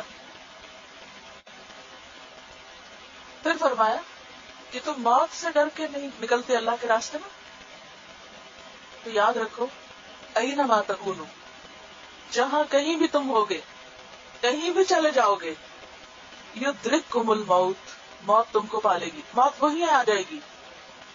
موت کا فرشتہ تمہیں ڈھونڈ لے گا کسی بھیڑ میں ہو. بس آپ دیکھیں کہ اگر آپ کسی سے چھپنا چاہیں تو ایک بہت بڑے کراؤڈ میں گھس جائیں تو عموماً کیا ہوتا ہے کہ لوگوں کے پیچھے چھپ جاتے ہیں یا کہیں ادھر ادھر اسکیپ کر جاتے ہیں. لیکن آپ انسانوں سے چھپ سکتے ہیں، اللہ سے نہیں چھپ سکتے. اور موت کا فرشتہ ہر جگہ پہنچ جاتا ہے. اچھا آپ دیکھیں ہماری ہمت اور ہمارا علم کتنا محدود ہے. اگر آپ کو کسی کے گھر جانا ہو تو آپ سب سے پہلے ایڈریس لیتے ہیں، نقشہ لیتے ہیں، گاڑی لیتے ہیں، جاتے ہیں. اس سے باوجود کیا ہوتا ہے، کوئی نہ کوئی چیز مس کر جاتے ہیں. رائٹ لینے کی بجائے بسا اوقات لیفٹ لے لیتے ہیں. اچھا رائٹ بھی لے لیا، صحیح اسٹریٹ میں بھی چلے گئے، پھر آپ گھروں کے نمبر پڑھنے شروع کرتے ہیں. پھر گاڑی آگے چلی جاتی ہے، پھر کہتے اوہ نمبر زیادہ ہو گیا، پیچھے پر چلو. اچھا پیچھے آتے ہیں تو آپ کہتے اوہ یہاں تو نظر نہیں آ رہا، رائٹ دیکھو، تم رائٹ دیکھو میں لیفٹ دیکھو. اچھا پھر وہ گھر کے آگے بھی اتر جاتے ہیں. اور بعض اوقات تو اگر ڈیٹیچ ہاؤس ہے تو دوسرے کا دروازہ جا کر بٹھاتے ہیں تو پھر شرمندہ ہوتے. ملک الموت ایسی کوئی غلطی نہیں کرتا. وہ سیدھا اترتا ہے، دور سے دیکھ لیتا ہے میرا ٹارگیٹ کہاں ہے، وہ وہاں چھپ کے بیٹھا ہوا وہیں پہنچ جاتا ہے. اینما تکونو، کسی جنگل میں چلے جاؤ، گھر کے کسی گوشے میں چھپ جاؤ، کسی اسٹور میں، کسی واش روم میں بند کر لو اپنے آپ کو، کہیں بھی. اینما تکونو یدرککم الموت، کہیں بھی ہوگے موت تو آئے گی. پھر اللہ کے راستے میں مرنے کا کیا ڈر. وَلَوْ كُنْتُمْ، اور اگرچہ ہو تم، فی بروج مشیدہ، مضبوط قلعوں میں. بروج برج کی جمع، برج کہتے ہیں بلند عمارت، جیسے ٹاورز ہوتے ہیں، مضبوط قلعے، ہائی رائزز. مشیدہ جو پختہ کر کے بنائے گئے.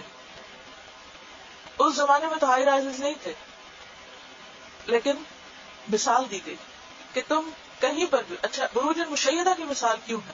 مضبوط ترین عمارتیں، کیونکہ عموماً یہ ہوتا ہے نا کہ جو گھر تو اسٹریٹ پر ہوتے ہیں وہ جلدی مل جاتے ہیں، اور جو ہائی رائزز میں ہوتے ہیں وہ کئی لیول ہوتے ہیں، اوپر نیچے دائیں بائیں گھر ہوتے ہیں. اب آپ دیکھیں کسی بھی اگر فلیٹ میں کسی کی ڈیتھ ہونی ہو تو موت کا فرشتہ کس نمبر کے گھر میں جاتا ہے جہاں سے اسے جان لینی ہوتی ہے. حالانکہ ایک بلڈنگ میں بعض اوقات سینکڑوں گھر ہوتے ہیں، کسی اور کے گھر میں نہیں جاتا، جس کو لینا ہے اسی کے گھر پہنچتا ہے. جتنی بھی مضبوط دیوار، ڈبل گلیزنگ، مضبوط شیشے لگے ہوئے اور ساری ونڈوز اور سارے دروازے اور دیواریں ہر چیز ایئر ٹائٹ بند ہو، فرشتہ پھر بھی گھس جاتا ہے. ہوتا ہے کہ نہیں؟ پہلے زمانے میں ایسے گھر نہیں تھے. نبی صلی اللہ علیہ وسلم کے زمانے میں گھر اس طرح نہیں تھے. لکڑی کے، پتوں کے، مٹی کے بنے ہوئے گھر ہوتے تھے اور دروازے بھی ایسے مضبوطی سے بندے ہوتے تھے، وہ کپڑے وغیرہ ڈالے ہوتے. بہت بڑا دنیا کا سامان لوگوں نے اکٹھا نہیں کیا ہوتا. تو اللہ تعالیٰ نے بعد میں آنے والے دور میں جس طرح لوگوں نے رہنا تھا ان کی بھی مثال ساتھ ہی دے دی. کیسے بھی مضبوط گھروں میں، قلعے کی طرح بنے ہوئے گھر، کہیں بھی چلے جاؤ موت کا فرشتہ ڈھونڈ لے گا تم کو. لہذا جہاد سے مت ڈرو. تم جنگ کرو یا نہ کرو، موت سے فرار ممکن نہیں، کیونکہ ہر ایک کو مرنا ہے. اور یہ ضروری نہیں کہ موت میدان جنگ میں ہی آئے. خالد بن ولید کو جب اپنے بستر پر موت آئی تو انہوں نے فرمایا میں نے فلاں جنگوں میں شرکت کی، میرے جسم کے ایک ایک حصے پر نیزے یا تیر کا زخم ہے، مگر میں اب اپنے بستر پر جان دے رہا ہوں. اس دنوں کی آنکھوں کو سکون نصیب نہ ہو، یعنی انہیں نیند نہ آئے، بے چین ہو اٹھے اور اٹھ کے کچھ کریں. کیونکہ بزدل جو ہوتے ہیں وہ ہر وقت جی چراتے رہتے ہیں کہ یہ نہ کرنا پڑے، وہ نہ کرنا پڑے، اور اپنے آپ کو پروٹیکٹ کرتے رہتے ہیں کہ ہمیں کوئی تکلیف نہ پہنچ جائے. کہا کچھ نہیں ہوتا. وَإِن تُصِبْهُمْ حَسَنَةٌ، اور اگر ان کو کوئی نعمت ملتی ہے، کوئی بھلائی پہنچتی ہے، مثلا کوئی رزق، اولاد، دنیاوی فائدے، اچھی جاب، یقولون تو وہ کہتے ہیں ھذہ من عند اللہ، یہ اللہ کی طرف سے. یہ منافقین کی بات کی جا رہی. وَإِن تُصِبْهُمْ سَيِّئَةٌ، اور اگر ان کو کوئی تکلیف آتی ہے، قحط پڑ جاتا ہے، یہ خشک سالی ہوتی ہے، یہ بیماری آتی ہے، یہ کوئی موت آتی ہے، یہ کوئی مصیبت آ جاتی ہے، یقولو وہ کہتے ہیں ھذہ من عندک، یہ تمہاری وجہ سے آئی. یعنی منافقین جو ہے وہ نبی صلی اللہ علیہ وسلم کو اپنے حق میں نعوذ باللہ مصیبت سمجھتے ہیں. آپ کے ساتھ بدشگونی کرتے ہیں. بدشگونی کیا ہوتا ہے؟ بیڈ اومن. وہ آپ کو اپنے لیے بیڈ اومن سمجھتے ہیں. پیچھے آپ نے پڑھا نا یؤمنون بالجبت، وہ کس پر ایمان رکھتے ہیں؟ جبت پر، جادو، تعویذ، ٹونے ٹوٹکے، ان چیزوں پر. اور وہ یہ بھی کہتے تھے کہ پہلے تو ہمارا حال بڑا اچھا تھا، جب سے ہم تم پر ایمان لایا تو بڑی مشکلیں آ گئی. یہ ساری مصیبتیں اسلام قبول کرنے کی وجہ سے آئیں. اللہ تعالیٰ فرماتے ہیں کہ ایسا نہیں ہے. قل کل من عند اللہ، کہہ دیجیے ہر چیز اللہ کی طرف سے ہوتی ہے. کسی انسان میں طاقت نہیں کہ وہ کسی کو فائدہ پہنچا سکے یا نقصان دے سکے. نفع اور نقصان کا مالک کون ہے؟ اللہ، جس نے پیدا کیا. فما لہؤلاء القوم، بس کیا ہے ان لوگوں کو، قوم سے مراد منافقین کی قوم. لا یکادون یفقہون حدیثا، نہیں قریب آتے کہ سمجھے کوئی بات. ان کو کوئی بات سمجھ ہی نہیں آتی. کون سی بات سمجھ نہیں آتی؟ دنیاوی نفع نقصان کی باتیں تو ان کو بہت سمجھ آتی تھی، لیکن دین کا کوئی کانسیپٹ ان کی سمجھ میں نہیں آتا. دین کی بات سمجھ کیوں نہیں آتی؟ کیا وجہ ہوتی؟ جو بات ہم سمجھنا چاہیں وہ ہم کو خوب سمجھ آتی، اور جو نہ سمجھنا چاہیں وہ نہیں سمجھ آتی. جب ہم کسی چیز میں دلچسپی لیتے ہیں تو ہمیں صرف ظاہری نہیں، اس کے پیچھے کی چیز بھی سمجھ آنے لگتی، اس کی ڈیپتھ بھی سمجھ آنے لگتی. ہم صرف اتنی سی چیز نہیں دیکھتے، ہمیں اس کا سارا سیناریو سمجھ آنے لگتا ہے. آگے پیچھے سے پوری چیز عیاں ہو جاتی، اور جس چیز میں ہمیں انٹرسٹ نہیں وہ ہمارے سامنے بھی رکھی ہو تو ہمیں نظر نہیں آتی. منافقین کو، ہپوکریٹس کو، چونکہ دین میں کوئی دلچسپی نہیں تھی، اللہ رسول سے کوئی مطلب ہی نہیں تھا، لہذا ان کی کوئی بات ان کی سمجھ میں نہیں آتی کیونکہ وہ لینا نہیں چاہتے تھے. ان کی ساری دلچسپی کس میں تھی؟ دنیا میں. دنیا کے کاروبار میں بہت اچھے تھے، دنیاوی علوم و فنون کے ماہر تھے، لیکن دین کے معاملے میں ان کا آئی کیو 0 تھا، کیونکہ دین میں کوئی انٹرسٹ نہیں تھا. ایسے لوگ ہر دور میں ہوتے ہیں. بعض لوگوں کے پاس بڑی بڑی ڈگریاں ہوتی ہیں، اپنی جاب میں بہت آگے ہوتے ہیں، ایکسٹرا آرڈنری پرفارمنس ہوتی ہے ان کی، لیکن اخلاق میں، لوگوں کے ساتھ معاملہ کرنے میں نل. انہیں نہیں پتا ماں باپ کا ادب کیا ہے، انہیں نہیں پتا کہ بہن بھائیوں کا کیا حق ہے، انہیں نہیں پتا ان کے نیبرز کا کیا حق ہے، انہیں نہیں پتا ان کی بیوی کا ان پہ کیا حق ہے. یہ باتیں نہیں سمجھتے. وہ کیوں نہیں سمجھتے؟ کئی لوگ اتنے مشکل امتحان پاس کر لیتے ہیں، لیکن انہیں یہ نہیں پتا ہوتا کہ بچے سے بات کیسے کرنی، بیوی سے کیسے پیش آنا ہے، کسی کا خیال کیسے رکھنا ہے، کسی کی کیا ضرورت ہے. ایسا کیوں ہوتا ہے؟ اصل بات یہ ہے کہ ان کی انٹرسٹ، ان کی ساری سینٹر آف لائف ان کی جاب ہے، ان کا فیلڈ ہے. ان کا ساری انرجیز جو ہے وہ کس میں لگی ہوئی ہے؟ وہ سوتے جاگتے اٹھتے بیٹھتے ہر وقت ان کے دماغ میں پیسہ گھوم رہا ہے، اور ان کے دماغ میں بس یہی چھایا ہوا ہے کہ ہم نے کس طرح ایکسل کرنا ہے اپنے فیلڈ میں. اور کوئی بھی اگر ان کے سامنے آ کے کوئی مطالبہ رکھتا ہے تو وہ اس کو بہت برا لگتا ہے. وہ بچہ بھی آ کے کوئی بات کہتا ہے تو وہ کہتا ہے کہ تم میرا وقت ضائع کر رہے ہو. ہسبینڈ ہے، وائف ہو، بہن بھائی ہو، ماں باپ ہو، رشتے دار ہو، نہ کسی کو وزٹ کرنا، نہ کسی کو گھر بلانا، کچھ نہیں، اس لیے کہ اپنے جاب میں پیچھے رہ جائیں. تمہاری جاب پہ حرف نہ آئے، اس میں کوئی کمی بیشی نہ ہو، باقی سب جائیں. پتہ کہ نماز بھی چھوڑ دیں. وہ کیوں نہیں کرتے؟ کہتے ہیں کہ عید کے دن بھی کئی لوگ چھٹی نہیں لیتے. کیوں نہیں لیتے؟ وجہ کیا ہے؟ نہیں، ان کو یہ ہوتا ہے کہ وہ پروو کریں کہ وہ بہت ہی اپنے کام کے ساتھ بہت سنسیئر ہے، پرفیکٹ ہے اپنے کام میں کسی بھی قیمت پر. وہ ایک ببل میں رہتے ہیں نا، اسی کے اندر ہی سوچتے ہیں، اس سے باہر کوئی چیز ان کو نہیں، ان سے غرض نہیں. کوئی بیمار ہے گھر میں، کوئی رو رہا ہے، کوئی کرا رہا ہے، کوئی بھوکا ہے، کوئی کیسا ہے، کوئی کیسا، کوئی پرواہ نہیں. ان کے ذہن میں ایک ہی چیز ہے، کیونکہ انہوں نے اپنے لیے کچھ ایسے گول سیٹ کیے ہوئے ہیں کہ ہمیں اپنی زندگی میں اتنے سالوں میں اس مقام تک پہنچنا ہے. اور بعض اوقات وہ گول بھی نہیں پورے ہوتے. انہوں نے اپنے کچھ گراف سیٹ کیے ہوتے کہ اس سال میں 2008 کے یہ ہمارے ٹارگیٹس ہیں، ان کو اچیو کرنا، 9 کہیے 10 کہیے، اور پھر بس وہ ادھر ہی سیڑھیاں چڑھتے رہتے ہیں، باقی چیزوں میں چاہے نیچے چلے جائیں، لیکن سمجھ میں نہیں آتی نا. تو بہرحال یہاں پر بھی آپ دیکھیے کہ منافقین جو تھے ان کی دین کے معاملے میں عقل کام نہیں کرتی تھی.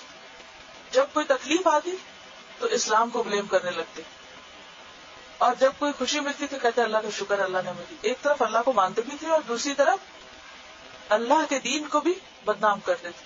کیا آج بھی مسلمانوں میں ایسے لوگ نہیں کہ جو کبھی خوشی مل جائے تو کچھ نہ کچھ اللہ کا نام لے ہی لیتے ہیں، اور اگر کوئی تکلیف آ جائے تو پھر کیا کہتے ہیں؟ وہ کہتا تھا نا حجاب نہ پہنو، جاب چلی جائے گی. یعنی دنیاوی طور پر چاہے وجہ کچھ اور بھی ہو، یعنی پروموشن نہیں ہوئی، اچھی جاب نہیں ملی، کئی وجوہات ہو سکتی ہیں. آپ کے مقابلے میں کوئی شخص زیادہ قابل تھا، انہوں نے اس کو ہائر کر لیا. اب آپ نے یہ نہیں یاد رکھا کہ آپ کو جاب اس لیے نہیں ملی کہ آپ کی کوالیفیکیشن یا ایکسپیرینس یا کچھ اور آپ میں کمی تھی. آپ فوراً کیا سوچنے لگتے؟ حجاب کی وجہ سے نہیں ملی، میرے دین کی آئیڈینٹی کی وجہ سے مجھے یہ نہیں ملا، فوراً اس کو بلیم کرنے لگتے. یہ نہیں دیکھتے کہ اور کیا کمی ہے آپ کے اندر، اس کو پورا کریں. تو جو سچے اہل ایمان ہوتے ہیں ان کا حال کیا ہوتا ہے کہ اگر خوشی ملتی ہے تو وہ اللہ کی طرف سے سمجھتے ہیں، اور اگر کوئی تکلیف آتی ہے تو اپنے آپ کو بلیم کرتے ہیں. جیسے اگلی آیت میں ما اصابک من حسنۃ فمن اللہ، جو بھی تم کو کوئی اچھائی ملے، نعمت ملے، تو وہ اللہ کا فضل ہوتا ہے، اللہ کی طرف سے آتی. وما اصابک من سیئۃ، اور جو بھی پہنچی تم کو کوئی تکلیف، کوئی مصیبت آئی، فمن نفسک، تو وہ تمہارے نفس کی طرف سے، تمہارا اپنا قصور ہے. اے ابن آدم، تمہارے اپنے گناہوں کی سزا ہے، تمہاری غلطی. اب یہ اصحاب کا میں جو کاف ہے نا، اگرچہ ایسا لگتا ہے کہ خطاب رسول اللہ صلی اللہ علیہ وسلم سے ظاہری طور پر، لیکن بات یہ ہے کہ مخاطب آپ کو کیا گیا، لیکن مراد ساری بنو نوع انسان ہے، تمام انسانوں کو خطاب کیا جا رہا ہے. کیا بتایا جا رہا ہے انسانوں کو؟ کہ فضل تم پر جو بھی ہے وہ کس کی طرف سے؟ اللہ کی طرف سے ہے. اور اگر کوئی تکلیف آ رہی ہے تو خود اپنا حساب کرو، محاسبہ کرو. کیا دیکھو کہاں کمی ہوئی، کہاں غلطی ہوئی، کہاں کوتاہی ہوئی، میں نے کیا کیا کہ میرے ساتھ ایسا ہوا. دوسروں کو بلیم نہیں کرو، اپنے آپ میں دیکھو. اسی لیے مصیبت کے وقت کیا سکھایا گیا؟ استغفار کرنا. وَأَرْسَلْنَاكَ لِلنَّاسِ رَسُولًا، اور بھیجا ہے ہم نے آپ کو لوگوں کے لیے رسول بنا کر. یعنی کہ اللہ کے رسول صلی اللہ علیہ وسلم لوگوں کے لیے کوئی وبال بن کے نہیں آئے، وہ تو رحمت للعالمین ہے. آپ کا کام لوگوں کو اللہ کا پیغام پہنچانا ہے. آپ کوئی بدشگونی کی علامت نہیں ہے کہ لوگ آپ کو مصیبت کی وجہ سمجھ لیں کہ جب سے آپ آئے ہیں ہمارے گھروں میں فتنہ فساد پھیل گیا، جب سے ہم اسلام لائے ہیں تو مصیبتیں ہمارا پیچھا نہیں چھوڑ رہی.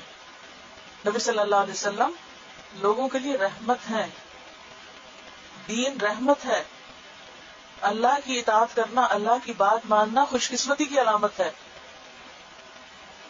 دین کا کوئی بھی کام انسان کے لیے منحوس نہیں، کا حساب الگ ہوگا. لہذا کسی کو بلیم کر کے انسان اپنی ذمہ داری سے بری ذمہ نہیں ہو سکتا. بس اگر مجھ پر کوئی مصیبت آئے اور اس میں میری کوئی غلطی تھی اور میں دوسروں کو بلیم کر دوں تو اس سے کیا نہیں ہوگا؟ اللہ کے ہاں یہ جسٹیفیکیشن کافی نہیں ہوگی کہ میرا خیال تھا کہ فلاں کی وجہ سے آئی تھی. بالکل اسی طرح ہم یہ بھی نہیں کہہ سکتے کہ اللہ تعالیٰ میرا قصور نہیں، وہ فلاں نے مجھے کرنے نہیں دیا تھا. نہیں، ہر ایک اپنے کیے کا خود ذمہ دار ہے. حدیث میں آتا ہے من اطاعنی فقد اطاع اللہ، جس نے میری اطاعت کی گویا اس نے اللہ کی اطاعت کی. ومن عصانی فقد عصى اللہ، جس نے میری نافرمانی کی اس نے اللہ کی نافرمانی کی. ومن اطاع الامیر، اور جس نے امیر کی اطاعت کی، فقد اطاعنی، اس نے میری اطاعت کی. ومن عصى الامیر، اور جس نے امیر کی نافرمانی کی، فقد عصانی، اس نے میری نافرمانی کی. تو اس سے کیا پتہ چلتا ہے کہ جو ہمارا ذمہ دار ہو، جیسے کوئی لیڈر ہے، کوئی استاد ہے، کوئی کسی بھی جگہ پر مینیجر ہے، منتظم ہے، باس کہہ لیں، تو اس کی بات ماننا، اگر وہ اللہ کے حکم کے مطابق ہے، نافرمانی کی بات نہیں، تو یہ ہمارے دین کا ایک حصہ ہے. ایسا کرنا گویا رسول اللہ صلی اللہ علیہ وسلم کی بات ماننا، اور رسول اللہ صلی اللہ علیہ وسلم کی بات ماننا کیا ہے؟ اللہ کی بات ماننا ہے. صحیح مسلم کی ایک حدیث ہے، من یطع اللہ ورسولہ فقد رشد، جو اللہ اور رسول کی اطاعت کرے گا وہ ہدایت پا گیا، سیدھے راستے پہ چل پڑا. ومن یعص اللہ ورسولہ، اور جو اللہ رسول کی نافرمانی کرے گا، فإنہ لا یضر الا نفسہ، تو وہ صرف اپنے آپ کو نقصان دے گا، وہ خود ذمہ دار ہوگا. تو ہر شخص کی یہ ذمہ داری ہے کہ وہ حقیقت کو پہچانے، صحیح بات کو جانے. اپنا محاسبہ ہم نہیں کرتے، فوراً دوسروں کو بلیم کرنے لگتے. تو ضرورت اس بات کی ہے کہ کسی بھی تکلیف اور کسی بھی نقصان کے موقع پر فوراً اپنا محاسبہ کریں. ایک اور بات یہاں سے یہ پتہ چلتی ہے کہ جس طرح ہم قرآن کو مانتے ہیں، اسی طرح حدیث کو بھی ماننا چاہیے. یہ نہیں کہنا چاہیے کہ چونکہ یہ رسول اللہ کی بات ہے تو میں نہیں مانوں گی، جو قرآن میں لکھا میرے لیے کافی ہے. نہیں، کیا کہا گیا ہے؟ جو رسول کی بات مانے گا وہ دراصل اللہ ہی کی بات مانے گا، کیونکہ رسول بھی اللہ ہی کے رسول ہے، اللہ کی طرف سے پیغام دے رہے ہیں، اپنی طرف سے کوئی بات نہیں کہہ رہے. وَيَقُولُونَ طَاعَةً، اور وہ کہتے ہیں اطاعت کریں گے. زبان سے انکار نہیں کرتے تھے، اس کے باوجود اللہ تعالیٰ نے کہا کہ اطاعت کرو. منافقین کی بات ہو رہی ہے یہاں پر اس آیت میں، آیت 81 میں. وہ کہتے ہیں ہم نے اطاعت کی رسمی طور پر، لیکن عملی طور پر کیا کرتے ہیں؟ فَإِذَا بَرَزُوا مِنْ عِنْدِكَ، جب آپ کے پاس سے نکلتے ہیں، آپ کی مجلس سے اٹھتے ہیں، آپ سے الگ ہوتے ہیں، تو کیا کرتے ہیں؟ بَيَّتَ، رات گزارتا ہے، طائفتٌ، ایک گروہ، منہم، ان میں سے، غیر، سوائے، الذی، اس بات کے، تقولو، جو تم نے کہی. یعنی جب اپنی مجلس میں ہوتے ہیں آپ کی باتوں کے خلاف کام کرتے ہیں، آپ کی باتوں کے خلاف بات کرتے ہیں. پہلے بارے میں بھی آیا نا، کیا ہے؟ وَإِذَا لَقُوا الَّذِينَ آمَنُوا قَالُوا آمَنَّا وَإِذَا خَلَوْا إِلَىٰ شَيَاطِينِهِمْ قَالُوا إِنَّا مَعَكُمْ إِنَّمَا نَحْنُ مُسْتَهْزِئُونَ. آپ کے سامنے کہتے ہیں ہم تو ایمان والے، اور جب اکیلے ہوتے ہیں، اپنے لوگوں میں ہوتے ہیں، تو کہتے ہیں ہم تو ایسے مذاق کر رہے تھے. تو یہ منافقین کی حماقت کا یہاں ذکر کیا جا رہا ہے. تو اللہ تعالیٰ نے وہاں پر کیا فرمایا؟ اللہ یستہزئ بہم ویمدہم فی طغیانہم یعمہون، اولئک الذین اشتروا الضلالۃ بالہدی فما ربحت تجارتہم وما کانوا مہتدین. تو خصوصی طور پر منافقوں کی رات کے وقت کی باتوں اور سازشوں کا ذکر کیا جا رہا ہے. واللہ یکتب ما یبیتون، اور اللہ لکھ رہا ہے جو بھی وہ راتوں کو باتیں کرتے ہیں. رات کا ذکر کیوں آیا؟ کیونکہ رات کو خاموشی ہوتی ہے، لوگ سو رہے ہوتے ہیں، غافل ہوتے ہیں. وہ جو غلط کام کرنے والے تھے ان کو خوب یکسوئی سے غلط کام کرنے کا موقع مل جاتا. پھر کسی کی اسپائنگ اور کسی کے انٹرپشن، انٹرفیئرنس کا خوف نہیں ہوتا. یہاں جو بیعت کا لفظ ہے نا، یہ بیت سے، اور بیت کہتے ہیں گھر کو، اور گھر کون سی جگہ ہوتی ہے جہاں انسان رات گزارتا ہے. تو بیعت پھر استعمال ہونے لگا رات کے وقت کو میٹنگ مشورہ کرنے کے لیے، رات کے وقت منصوبے چھپانے کی جو مجلسیں یا اپنی اہل ایمان کو کاؤنٹر کرنے کی. اللہ تعالیٰ فرماتے ہیں کہ کہاں چھپ سکتے ہیں، سب کچھ لکھا جا رہا ہوتا ہے جو بھی وہ کرتے ہیں. فَأَعْرِضْ عَنْهُمْ، آپ ان سے منہ موڑ لیجیے، اعراض برتیے. یعنی اللہ نے آپ کو بتا دیا کہ منافق کیا کر رہے ہیں، لیکن پھر بھی آپ کیا کیجیے؟ انہیں مت بتائیے، راز نہ فاش کیجیے، دل میں ہی رکھیے. وَتَوَكَّلْ عَلَى اللَّهِ، اور ان کے شر کے مقابلے میں اللہ پہ بھروسہ کیجیے. توکل علی اللہ. جب کوئی آپ کو نقصان پہنچائے، جب کوئی آپ کے خلاف سازش کرے، جب کوئی آپ کو تکلیف دینا چاہے، تو آپ کو کیا کرنا چاہیے؟ اللہ پہ بھروسہ کرنا چاہیے کہ میں اللہ کا سہارا پکڑتی ہوں اور اللہ کے نام کے ساتھ مجھے کوئی بھی نقصان نہیں دے سکتا، کیونکہ وہ سب سے بڑی قدرت ہے. وہ رب جس نے آسمانوں کو تھاما ہوا ہے. دیکھیں آسمان کے کوئی پلرز نہیں ہیں، کیا میں نے اور آپ نے پکڑ کے چھت رکھی ہوئی ہے؟ کس نے پکڑا ہوا اس کو؟ اللہ نے. اس کی کتنی بڑی طاقت ہے. وہ رب جو آسمان کو تھامے ہوئے، جو سورج کو تھامے ہوئے، جو ستاروں کو تھامے ہوئے، کیا اگر ہم اس پر ڈپینڈ کریں، بھروسہ کریں، اس کو پکڑے تو ہمیں نہیں سہارا دے گا؟ کیا وہ ہمیں نہیں سنبھال سکتا؟ سنبھال سکتا ہے۔ ضرورت اس بات کی کہ ہم اس پر ایمان لائیں، اس پر بھروسہ کریں، اس سے دعا کریں، اس سے مدد مانگیں، کیونکہ باقی سب تو اس کی پیدا کی ہوئی چیزیں اور کمزور ہیں۔ آپ کسی انسان کا سہارا لیتے ہیں، وہ مر جاتا ہے، چلا جاتا ہے، کسی چیز کو پکڑتے آگے سے ٹوٹ جاتی ہے۔ دنیا میں کوئی چیز سہارے کے قابل نہیں، سب کمزور ہے، سب کو خود سہارا چاہیے۔ اصل کون ہے سہارا دینے والا؟ اللہ، جس نے آسمانوں کو تھاما ہوا ہے۔ وَتَوَكَّلْ عَلَى اللَّهِ وَكَفَى بِاللَّهِ وَكِيلًا، کافی ہے اللہ کا ساتھ، اللہ کا وکیل ہونا کافی ہے، وہی تمہارا مددگار ہو تو تمہیں کوئی ڈر نہیں، کوئی نقصان نہیں دے سکتا۔ اسی لیے صبح شام دعا پڑھنے کو کہا گیا نا، بسم اللہ الذی لا يضر مع اسمہ شیء فی الارض ولا فی السماء وهو السمیع العلیم۔ اللہ کے نام کے ساتھ، جس کے نام کے ساتھ کوئی چیز نقصان نہیں دے سکتی، نہ آسمان میں نہ زمین میں، اور وہ سننے والا ہے، جاننے والا ہے، وہ میرے دل کا حال جانتا ہے، میری بات سنتا ہے۔ انسانوں کو تو آپ چیخ چیخ کے پکارے تو نہیں آتی، کیونکہ اللہ تو سب سنتا ہے۔ لہٰذا کی حدیث میں آتا ہے جو شخص یہ دعا صبح اور شام 3 دفعہ پڑھے گا، اس کو کوئی بھی چیز نقصان نہیں دے سکتی۔ تو ہر مشکل میں، ہر تکلیف میں اسی کا سہارا لینا چاہیے، اسی سے مدد لینی چاہیے۔ اصل میں یہ اس موقع پر کیوں کہا گیا؟ کیونکہ یہ جو منافق تھے نا، آپ کی مجلسوں میں آ کے آپ کی بڑی تعریف کرتے، خوشامد کرتے، کہتے ہم آپ کے ساتھ ہیں، آپ حکم تو کریں، سب باتیں، جب نکلتے تو آپ ہی پہ ہنستے، جا کے الگ سازشیں کرتے کیسے ان کو نقصان دیں۔ اب آپ صلی اللہ علیہ وسلم کو پتا چل گیا کہ یہ کر کیا رہے ہیں۔ آپ اپنے آپ کو رکھیے اس جگہ پر، اگر آپ کو یہ پتا چل گیا کہ کوئی شخص آپ کے خلاف پلاننگ کر رہا ہے، آپ کے خلاف سازش کر رہا ہے، آپ کے خلاف کوئی منصوبہ بنا رہا ہے، آپ کے دل میں کیا آتا ہے؟ ڈر ہے، پتہ نہیں کیا ہوگا پھر۔ اچھا وہ میرے خلاف سازش نہیں کر رہے، کہیں پتہ بھی چل جائے نا 2 لوگ آپ کے خلاف باتیں کر رہے ہیں، تو اس وقت کیا ہوتا ہے؟ آپ کو ایک خوف سا آتا ہے نا کہ پتہ نہیں اب کیا ہوگا، اور پھر انسان اپنا کام چھوڑ بیٹھتا ہے اور ساری فکر اس کی لگ جاتی ہے، وہ پتہ نہیں وہ کیا منصوبے بنے۔ اچھا اس وقت دنیا میں ایک پورا اوور آل ایک سیناریو بنا ہوا، مسلمان لیڈرز عموماً اپنے لوگوں کو کیا بتاتے ہیں، فلاں سازشیں کر رہا ہے، دیکھو فلاں یہ کر رہا ہے، فلاں یہ کر رہا ہے۔ اچھا اس کے نتیجے میں کیا ہے کہ لوگ بس اسی چکر میں پڑے ہوئے ہیں کہ کس کی سازش سے یہ نقصان ہو گیا، کس کی سازش سے وہ۔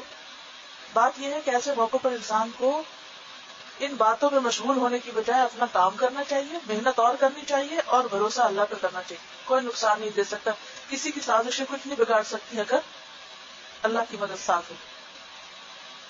اور اس کا مزید حل کیا ہے؟ قرآن پر غور و فکر، قرآن سے تعلق۔ افلا یتدبرون القرآن، کیا پھر وہ قرآن پہ غور و فکر نہیں کریں گے؟ قرآن کے ساتھ مضبوط تعلق کی دعوت دی جا رہی، سوال کیا جا رہا ہے کیا ایسا نہیں کرو گے؟ اگر ساری سازشوں اور چالوں کا مقابلہ کرنا چاہتے ہو تو کیا کرو؟ کیا کرو؟ قرآن پر تدبر کرو، قرآن پر غور و فکر کرو۔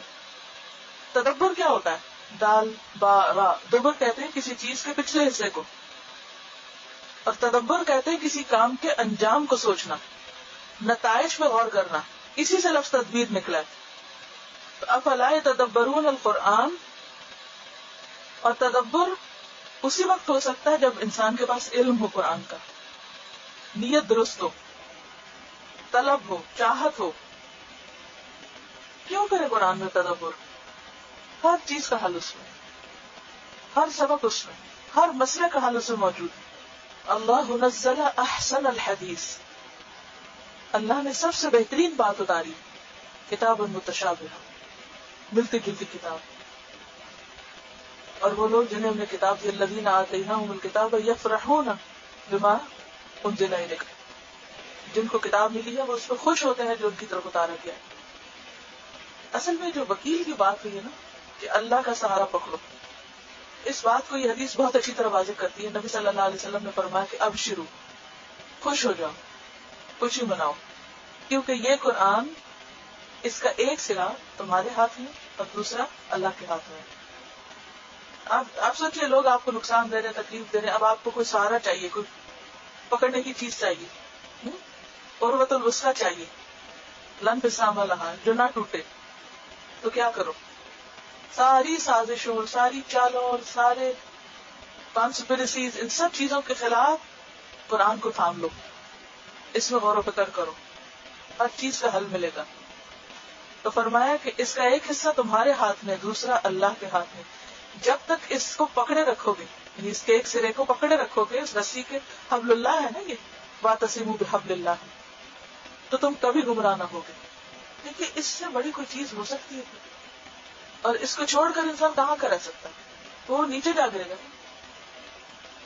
یعنی آپ دیکھیے کہ دنیا میں صرف ایک ہی چیز ہے جو آپ کو پروٹیکٹ کر سکتی ہے، وہ ہے قرآن، اللہ کی رسی. آپ کو حکم دیا جا رہا ہے اسے مضبوط پکڑ کر. اگر آپ ہر شر سے بچنا چاہتے ہو اس کو پکڑ کر.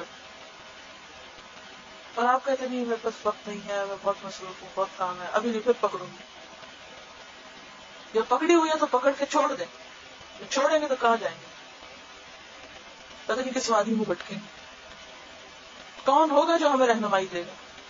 کون ہوگا جو راستہ دکھائے گا؟ کون ہوگا جو روشنی لائے گا؟ کوئی بھی نہیں.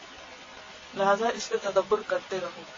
روحانی قوت بھی ہے، ہدن بھی ہے، شفا بھی ہے، ہر مسئلے کا حل، فوری کنیکشن ہو جاتا ہے اللہ تعالیٰ سے. وہ خیر مما یجمعون، یہ معجزہ ہے، میریکل ہے.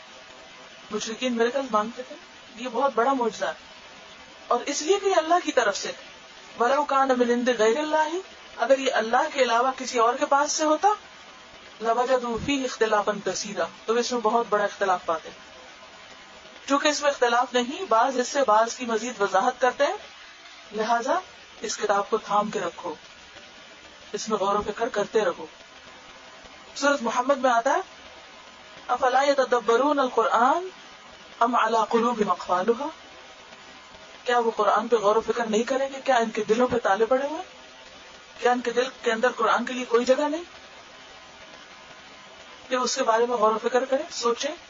یعنی قرآن کے اندر اختلاف کا نہ ہونا، حالانکہ یہ 23 سال میں مکمل ہوا، یہ اس بات کی علامت ہے کہ یہ اللہ کی کتاب ہے. اور اگر یہ اللہ کی کتاب ہے تو پھر کیا کرو؟ اس پہ تدبر کرو. تدبر کرے گا تو کیا ہوگا؟ اللہ کی مدد آئے گی تم پر.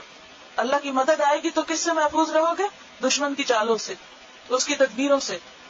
اور پھر تمہارے لیے بھلائی ہی بھلائی، اور تم ہر سیئہ سے بچ جاؤ گے. کیا ہر شخص یہ نہیں چاہتا؟ یا کچھ اور بھی چاہتا؟ تو نسخہ دے دیا گیا، حل بتا دیا گیا، کرنا آپ کا کام. وَإِذَا جَاءَهُمْ أَمْرٌ مِّنَ الْأَمْنِ أَوِ الْخَوْفِ أَذَاعُوا بِهِ. وَإِذَا جَاءَهُمْ، اور جب آتا ہے ان کے پاس، امر، کوئی حکم، کوئی خبر، من الامن، امن میں سے، او الخوف، یا خوف میں سے، اذاعوا به، وہ اس کو پھیلا دیتے ہیں. اذاع کا لفظ جو ہے یہ دال یا عین سے ہے.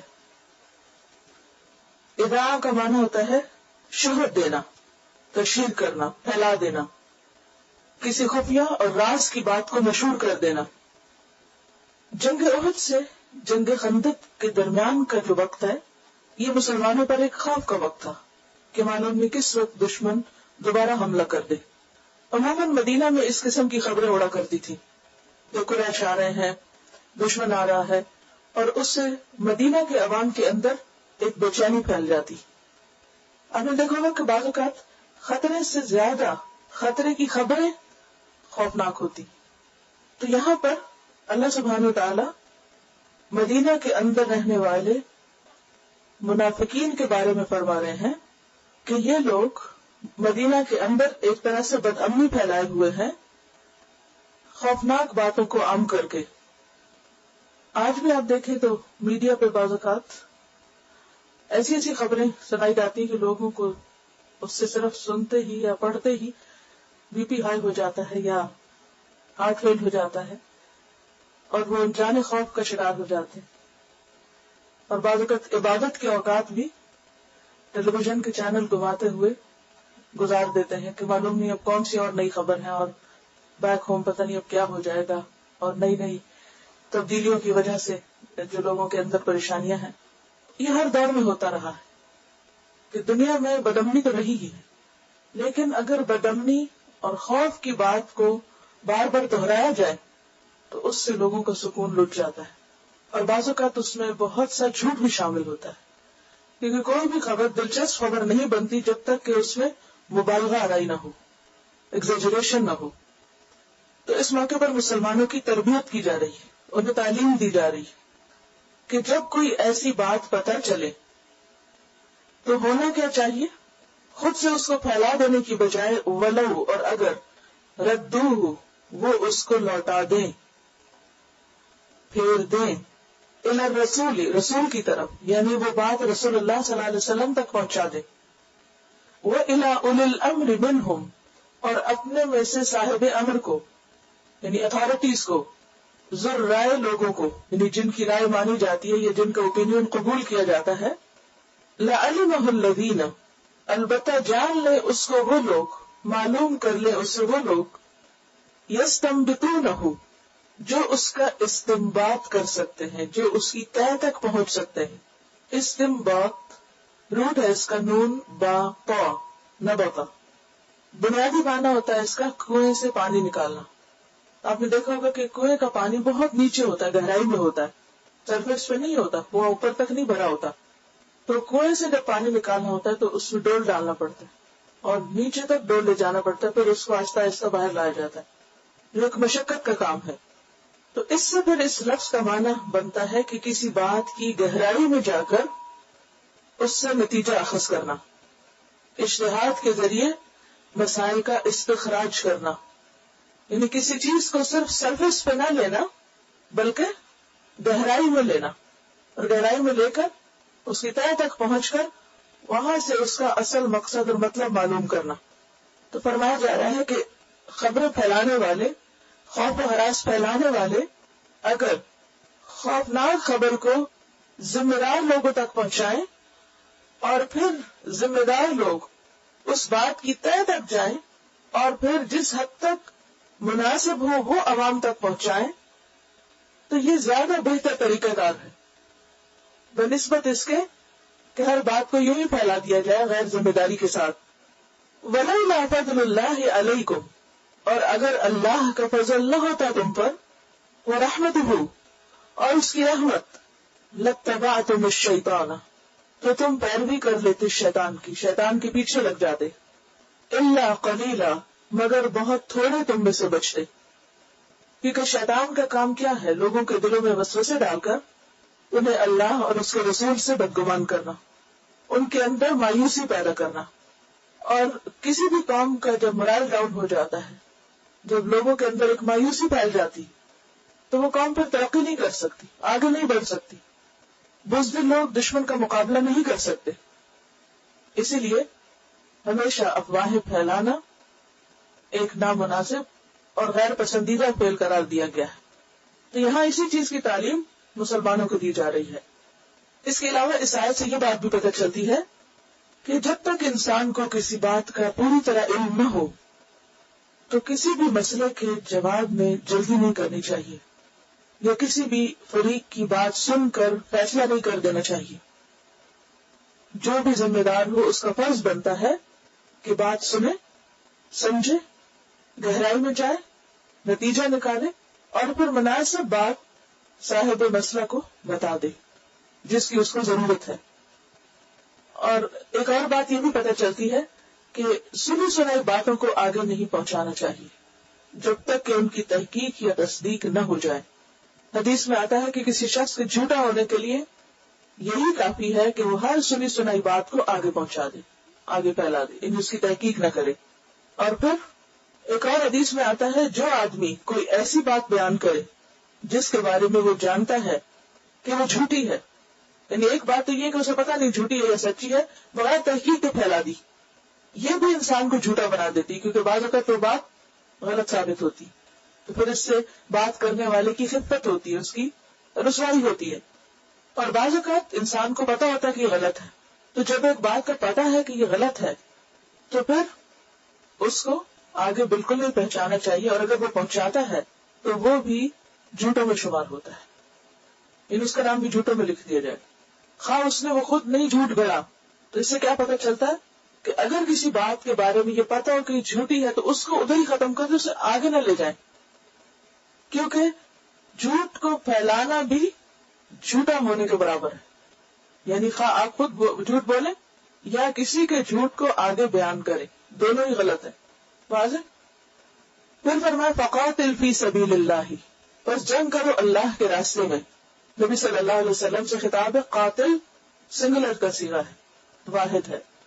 یعنی منافقین آپ کا ساتھ دیں یا نہ دیں، آپ کی مدد کریں یا نہ کریں، تعاون کریں یا نہ کریں، جو کام آپ کو کرنا ہے وہ آپ کرتے جائیں. اور پھر ساتھ ہی یاد دہانی کرا دی گئی کہ فی سبیل اللہ، اللہ کے راستے میں، یعنی اخلاص کے ساتھ. کسی بہادری یا شہرت کی تمنا نہ ہو، کسی بہادری کو دکھانا یا قومیت کی خاطر یا کسی حمیت کی خاطر نہ ہو، بلکہ سراسر اللہ کی خاطر ہو یہ جنگ. لا تکلفوا، نہیں تم تکلیف دیے جاتے، یعنی تم مکلف نہیں ہو. آپ نے یہ لفظ عام طور پر اردو کتابوں پڑھا گا، مکلف ہونا. تم مکلف نہیں قرار دیے جاتے، یعنی تمہاری ذمہ داری نہیں. الا نفسک، مگر اپنے نفس کے ذمہ دار ہو تم. اس سے کیا پتہ چلتا ہے؟ ایک لیڈر کا یہ تو فرض بنتا ہے کہ وہ لوگوں کو درست بات بتائے، صحیح بات کے لیے موٹیویٹ کرے. لیکن اگر لوگ نہ مانے اس کی بات تو پھر لیڈر پر ذمہ داری نہیں کہ وہ مانے کیوں نہیں تھے. یہاں پر فرمایا جا رہا ہے کہ آپ خود اللہ کے راستے میں نکلی، آپ پر ذمہ داری اپنی ذاتی کی ہے. ہاں، جہاں تک مومنوں کا تعلق ہے، وحرض المؤمنین، مومنوں کو ابھاریے، رغبت دلائیے، موٹیویٹ کیجیے. کس چیز پر؟ جنگ پر. یعنی جب آپ جا رہے ہو تو اپنے ساتھ دوسروں کو بھی لے کر چلیے. لیکن اگر وہ نہ نکلے تو پھر ان کے بارے میں آپ سے سوال نہیں کیا جائے گا. حرت کا لفظ جو ہے یہ ہا را ضاد سے ہے. حرت کا معنی ہوتا ہے سخت بیمار ہو جانا، اور حرت کا معنی ہوتا ہے ترغیب دے کر کسی کو ہلاکت سے بچانا. عربی زبان میں یہ قاعدہ ہے کہ بعض اوقات جب ایک فعل ایک باب سے دوسرے میں جاتا ہے تو معنی بدل جاتا ہے. اگر ثلاثی مجرد میں ہو حردا تو معنی کیا ہے؟ سخت بیمار ہونا، کمزور ہونا. اور اگر باب تفعیل میں آ جائے، حردا بن جائے، تو معنی ہے تکلیف سے یا بیماری سے، مصیبت سے بچانا. تو حرد المؤمنین کا مطلب کیا ہے؟ مومنوں کو آپ موٹیویٹ کریں کہ وہ اللہ کے راستے میں نکلے تاکہ مصیبتوں سے بچیں، ورنہ ان کا دشمن ان کو ختم کر دے گا. تو ہلاکت سے بچانے کے لیے آپ ان کو ترغیب دیں، موٹیویٹ کریں. عسى اللہ، امید ہے کہ اللہ، ان یکف، کہ روک دے، بأس الذین کفروا، زور ان لوگوں کا جنہوں نے کفر کیا. امید ہے کہ اللہ تعالیٰ کافروں کا زور توڑ دے گا. کب؟ جب تم اللہ کے راستے میں جدوجہد کرو گے، کوشش کرو گے. واللہ اشد بأسا، اور اللہ سخت ہے، زیادہ سخت ہے طاقت میں، یعنی اللہ کی طاقت زیادہ بڑی ہے. واشد تنکیلا، اور سزا دینے کے لحاظ سے بھی زیادہ سخت ہے. تم اپنے دشمنوں سے نہ ڈرو، اللہ اور اس کے رسول کی اطاعت کرو. جب تم اطاعت کرو گے تو اللہ کی مدد تمہارے ساتھ ہوگی، اور جب اللہ کی مدد تمہارے ساتھ ہوگی تو پھر کوئی طاقت تمہیں نقصان نہ دے گی. قرآن پاک میں آتا ہے ایک جگہ پر وَلَن يَجْعَلَ اللَّهُ عَلَى الْمُؤْمِنِينَ سَبِيلًا، اللہ مومنوں کے خلاف کسی کو راستہ نہ دے گا. لیکن آج تو ہم دیکھتے ہیں کہ مومنوں کے خلاف بہت سے راستے ملے ہوئے ہیں لوگوں کو. اس کی وجہ کیا ہے؟ کیونکہ ایمان نہیں ہے، اطاعت نہیں ہے. اللہ کا وعدہ ہے مومنوں کے ساتھ، اگر تمہارے اندر ایمان ہوگا، تقوی ہوگا، اللہ اور اس کے رسول کی فرما برداری ہوگی، تو کوئی تمہارا دشمن تم پہ غالب آ نہیں سکتا. وحرد المؤمنین عسى اللہ ان یکف بأس الذین کفروا، امید ہے کہ اللہ کافروں کا زور توڑ دے گا. کب؟ جب تم سیسا پلائی ہوئی دیوار کی طرح ایمان کے ساتھ رسول کی اطاعت میں اللہ کے راستے میں نکلو گے. اور یاد رکھو کہ اللہ کی قوت اور اللہ کا انتقام اور اللہ کی سزا بہت سخت ہے. اس کے علاوہ جنگ بدر کے موقع پر بھی نبی صلی اللہ علیہ وسلم کو یہ حکم دیا گیا تھا کہ آپ صحابہ کرام کو ابھارے، کیونکہ مسلمان تعداد میں بہت کم تھے، اور بہت سے ان میں سے کیا چاہتے تھے کہ ابو سفیان کا جو قافلہ آ رہا ہے جس پر بہت سا مال و متاع ہے، اس کی طرف جائیں، آسان راستہ ہے، اس پر حملہ آور ہو گئے تو مال و متا بھی آئے گا اور وہ تعداد میں ہم سے کم ہے تو یقینی طور پر ہم جیت جائیں گے. لیکن اللہ تعالیٰ کچھ اور چاہتا تھا کہ مسلمان مال و دولت کے لیے نہیں لڑتے, انہیں تو اصل مقصد کی خاطر لڑنا ہے, اور وہ کیا ہے کہ اللہ کا پیغام سب تک پہنچے, کیونکہ قریش کے لیڈر جو تھے وہ اس راستے میں رکاوٹ بنے ہوئے تھے, تو ان کو ختم کرنا مقصود تھا. اور جو جنگ بدر کے ذریعے پورا بھی ہوا, ابو جہل اس میں مارا گیا اور بھی بڑے بڑے سردار مارے گئے. تو اس موقع پر بھی نبی صلی اللہ علیہ وسلم اللہ تعالیٰ کے حکم کے مطابق لوگوں کو ابھار رہے تھے, ترغیب دلا رہے تھے, موٹیویٹ کر رہے تھے. اور اس وقت آپ نے ان الفاظ میں موٹیویٹ کیا کہ قوموا الی جنت عرضها السماوات والارض, لوگوں اٹھو اس جنت کی طرف چلو, یعنی جنگ کی طرف نہیں, جنت کی طرف چلو جس کی وسعت آسمان و زمین کے برابر ہے. اور جنت کے 100 درجے ہیں, اور ہر 2 درجے کے درمیان زمین و آسمان کا فاصلہ ہے. اور مجاہدین کے لیے یہ 100 درجے ہیں, جو اللہ کے راستے میں نکلیں گے. اب اس اخیر دنیا کے ساتھ چمٹ کر بیٹھ رہے ہوگے, چھوڑو اس کو اور چلو اللہ کے راستے میں. تو بہرحال اس موقع پر مسلمانوں کو, آج آپ دیکھیں جتنی جنگیں ہوتی ہیں ان کے پیچھے یا تو قومیت ہوتی, اپنی قوم کی خاطر, یا اپنی لینڈ کو وسیع کرنا مقصود ہوتا ہے, یا کسی اور قوم کے ریسورسز پہ قبضہ کرنا ہوتا ہے. اسلام میں ان میں سے کسی مقصد کے لیے جنگ کرنا جائز نہیں.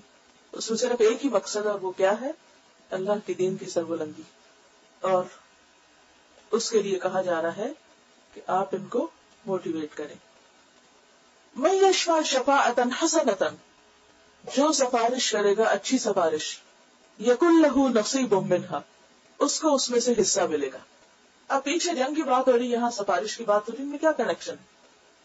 بات یہ ہے کہ وہاں نبی صلی اللہ علیہ وسلم کو کہا جا رہا ہے کہ آپ ان کو اللہ کے راستے میں نکلنے کے لیے ترغیب دلائیں. اور اس میں حکم کیا ہے کہ جو کسی کے کہنے پر کسی نیک کام میں شریک ہوتا ہے, تو ان سب لوگوں کے جو اس نیک کام میں کسی کے کہنے کی وجہ سے شریک ہو, ان کا اجر کس کو ملتا ہے؟ ان کے علاوہ ان کو بھی پہلے ملتا ہے, ان کے علاوہ اس شخص کو بھی ملتا ہے جو انہیں اس راستے پہ لگاتا ہے. اس کے بارے میں ایک حدیث بھی آتی ہے, الدال علی الخیر کفاعلہ, خیر کی طرف رہنمائی کرنے والا, خیر کی طرف لوگوں کو لے جانے والا ایسا ہی ہے جیسے وہ خیر کرنے والا, یعنی خود خیر کر رہا ہے, خود نیکی کا کام کر رہا ہے. کوئی آپ اپنے سے ریلیونٹ مثال دیجیے. مثلاً آپ خود آ رہے ہیں, کسی اور کو لے آتے ہیں, تو جو کچھ وہ سنتا ہے, جو کچھ اس سننے کے بعد وہ عمل کرتا ہے, اس کے اندر اللہ کی کے رسول کی محبت پیدا ہوتی ہے. اس سب کا اجر کس کو ملے گا؟ جو ترغیب دے کے کسی کو لے کر آیا. آپ تراویح پہ جا رہے ہیں, پڑھ رہے ہیں, قرآن پڑھ رہے ہیں, کسی اور کے ساتھ بھی آپ شیئر کرتے ہیں, اس کو بھی آپ موٹیویٹ کرتے ہیں, وہ بھی ساتھ شریک ہو جاتا ہے. یا آپ اس کو رائٹ دے کر ساتھ لے آتے ہیں, تو اس سے کیا ہوگا؟ جتنے لوگوں کو آپ نے موٹیویٹ کیا, ان سب کے اس نیک کام کے کرنے کا اجر اور ثواب آپ کو بھی ملے گا. اسی طرح بعض اوقات اس درجے کا تو نیکی کا موقع نہیں ہوتا, کیونکہ ہر وقت تو رمضان نہیں ہوتا, ہر وقت تو قرآن کی کلاس نہیں ہوتی, اور ہر وقت کوئی تراویح کا موقع نہیں ہوتا. تو پھر عام روزمرہ زندگی میں بھی انسان کو ہمیشہ نیکی کے کاموں کے لیے حریص رہنا چاہیے. صرف خود نہیں نیکی کرنا کافی ہمارے لیے, بلکہ کوئی اور کر رہا ہو تو اسے سپورٹ کرنا بھی اسی درجے کی نیکی. یہاں پر کہا یہ جا رہا ہے کہ جو کسی کے حق میں اچھی سفارش کر دے گا, اس کو بھی اس میں سے حصہ مل جائے گا. یعنی کوئی شخص ایک اچھا کام کرنا چاہتا ہے, لیکن اس کے پاس ریسورسز نہیں ہے, وہ آپ کے پاس آتا ہے کہ آپ میری مدد کریں, آپ اس کی مدد کرتے ہیں. پھر وہ آپ سے کہتا ہے کہ آپ فلاں کو جانتے ہیں, اس کو بھی کہہ دیجئے کہ وہ میری مدد کرے. اب آپ کہتے ہیں جاؤ بھائی میری جان چھوڑو, میں نے مدد کر دی, اب اس سے آگے مجھ سے نہیں ہوتا. نہیں, انکریج کیا جا رہا ہے کہ اگر تم نے خود کسی کی مدد کی ہے تو صرف اتنا کافی نہیں, اس شخص کی ضرورت کو پورا کرنے کے لیے اگر تم کسی اور کو بھی کہہ سکتے ہو تو کہہ دو. یہ جو تم کسی اور کو کہو گے تو اس پر بھی تمہیں اجر ملے گا, وہاں بھی تمہارا شیئر ہے, اس پر بھی تمہیں پروفٹ ملے گا, یعنی نیکی کا ایک حصہ ملے گا. یکن لہو نصیب منہا, نصیب کا لفظ ہے نصب سے ہے. نصب ہوتا ہے کسی چیز کو فکس کر دینا, یعنی اس میں سے ایک طے شدہ مقدر حصہ ضرور ملے گا. تو اچھی سفارش پہ ایک طرح سے ابھارا گیا ہے. وَمَن يَشْفَعْ شَفَاعَةً سَيِّئَةً, اور جو کوئی شفاعت کرے گا, سفارش کرے گا, سفارش بری یعنی کسی غلط کام کی سفارش کرے گا, یکن لہو کفل منہا, تو اس کے لیے اس میں سے بھی حصہ ہوگا, یعنی اس کو بھی اس کا بدلہ ملے گا. اب یہاں اچھی سفارش کے لیے نصیب آیا لفظ، اور بری سفارش کے لیے کفل آیا. کفل بدلے کے معنوں میں آتا ہے، خواہ اچھا ہو یا برا. اور نصیب جو ہوتا ہے وہ ایک مقرر حصے کے لیے آتا ہے. تو تھوڑا سا دونوں میں فرق ہے. وکان اللہ، اور ہے اللہ، علی کل شیء مقیتا، ہر چیز پر نگران، ہر چیز کی حفاظت کرنے والا. اور مقیت خوراک کا بندوبست کرنے والا بھی مانا ہوتا ہے اس کا. قوت سے، قوت کہتے ہیں روزی کو، قاف واو تا، قوت. اور مقیت جو کسی کی روزی کا بندوبست کرے، کسی کی نگہداشت کرے، اس پہ نظر رکھے. تو بات یہ ہے کہ تم مت سمجھو کہ تم کسی کی مدد کرو گے تو اس کو کچھ کھانے کو ملے گا یا اس کا کام نکلے گا، یا تم ہی کسی کو کہو گے تو اس کی بات بنے گی. سب کی مدد کرنے والا، سب کی ضروریات پوری کرنے والا، سب کو رزق دینے والا کون ہے؟ اللہ ہے. اگر تم نیکی کا کام کرو گے تو اپنے لیے کرو گے، تمہارا اپنا حصہ اس میں ہوگا. اب یہ تم پر ہے کہ تم اپنے حصے کے لیے کیا کرتے ہو. اصل میں اس حکم سے معاشرے کے اندر تعلقات میں بہتری لانا بھی مقصود ہے. آپ دیکھیے کہ ایک شخص ہوتا خود غرض، اسے اپنے سوا کسی کی فکر نہیں، اسے مطلب ہے صرف اپنے کھانے پینے سے، اپنی ضروریات پوری کرنے سے اور اپنا کام کرنے سے. اور ایک وہ شخص ہے کہ جو اپنے علاوہ دوسروں کا بھی احساس رکھتا ہے، دوسروں کی بھی مدد کرتا ہے، دوسروں کی بھی ضرورت پوری کرتا ہے. یہاں کس چیز کو ابھارا جا رہا ہے کہ صرف خود غرض بن کے نہ جیو. اوروں کو جن کے پاس اپنی ضروریات پوری کرنے کے لیے وسائل نہیں، تم ان کے کام آؤ. اور اگر تم خود نہیں آ سکتے، کوئی اور ان کے کام آ سکتا تو اسے کہہ دو. یعنی ایک نیکسٹ ڈگری پر بھی جاؤ. 3 درجے نا. نمبر 1، پہلا کیا ہے؟ خود کو نیکی کر دینا.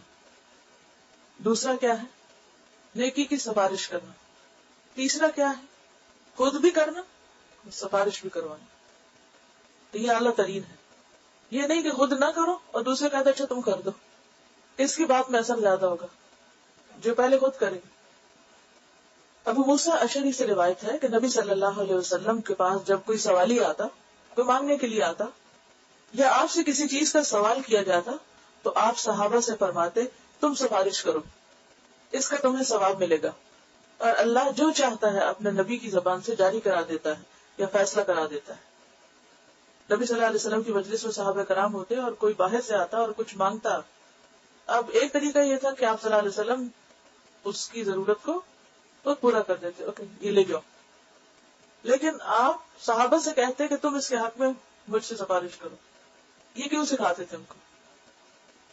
اچھا ان کا حصہ اور تعلقات اچھے ہوں، یہ بھی جاگے، انہیں بھی پتا چلے کہ یہ کام کرنا ہے.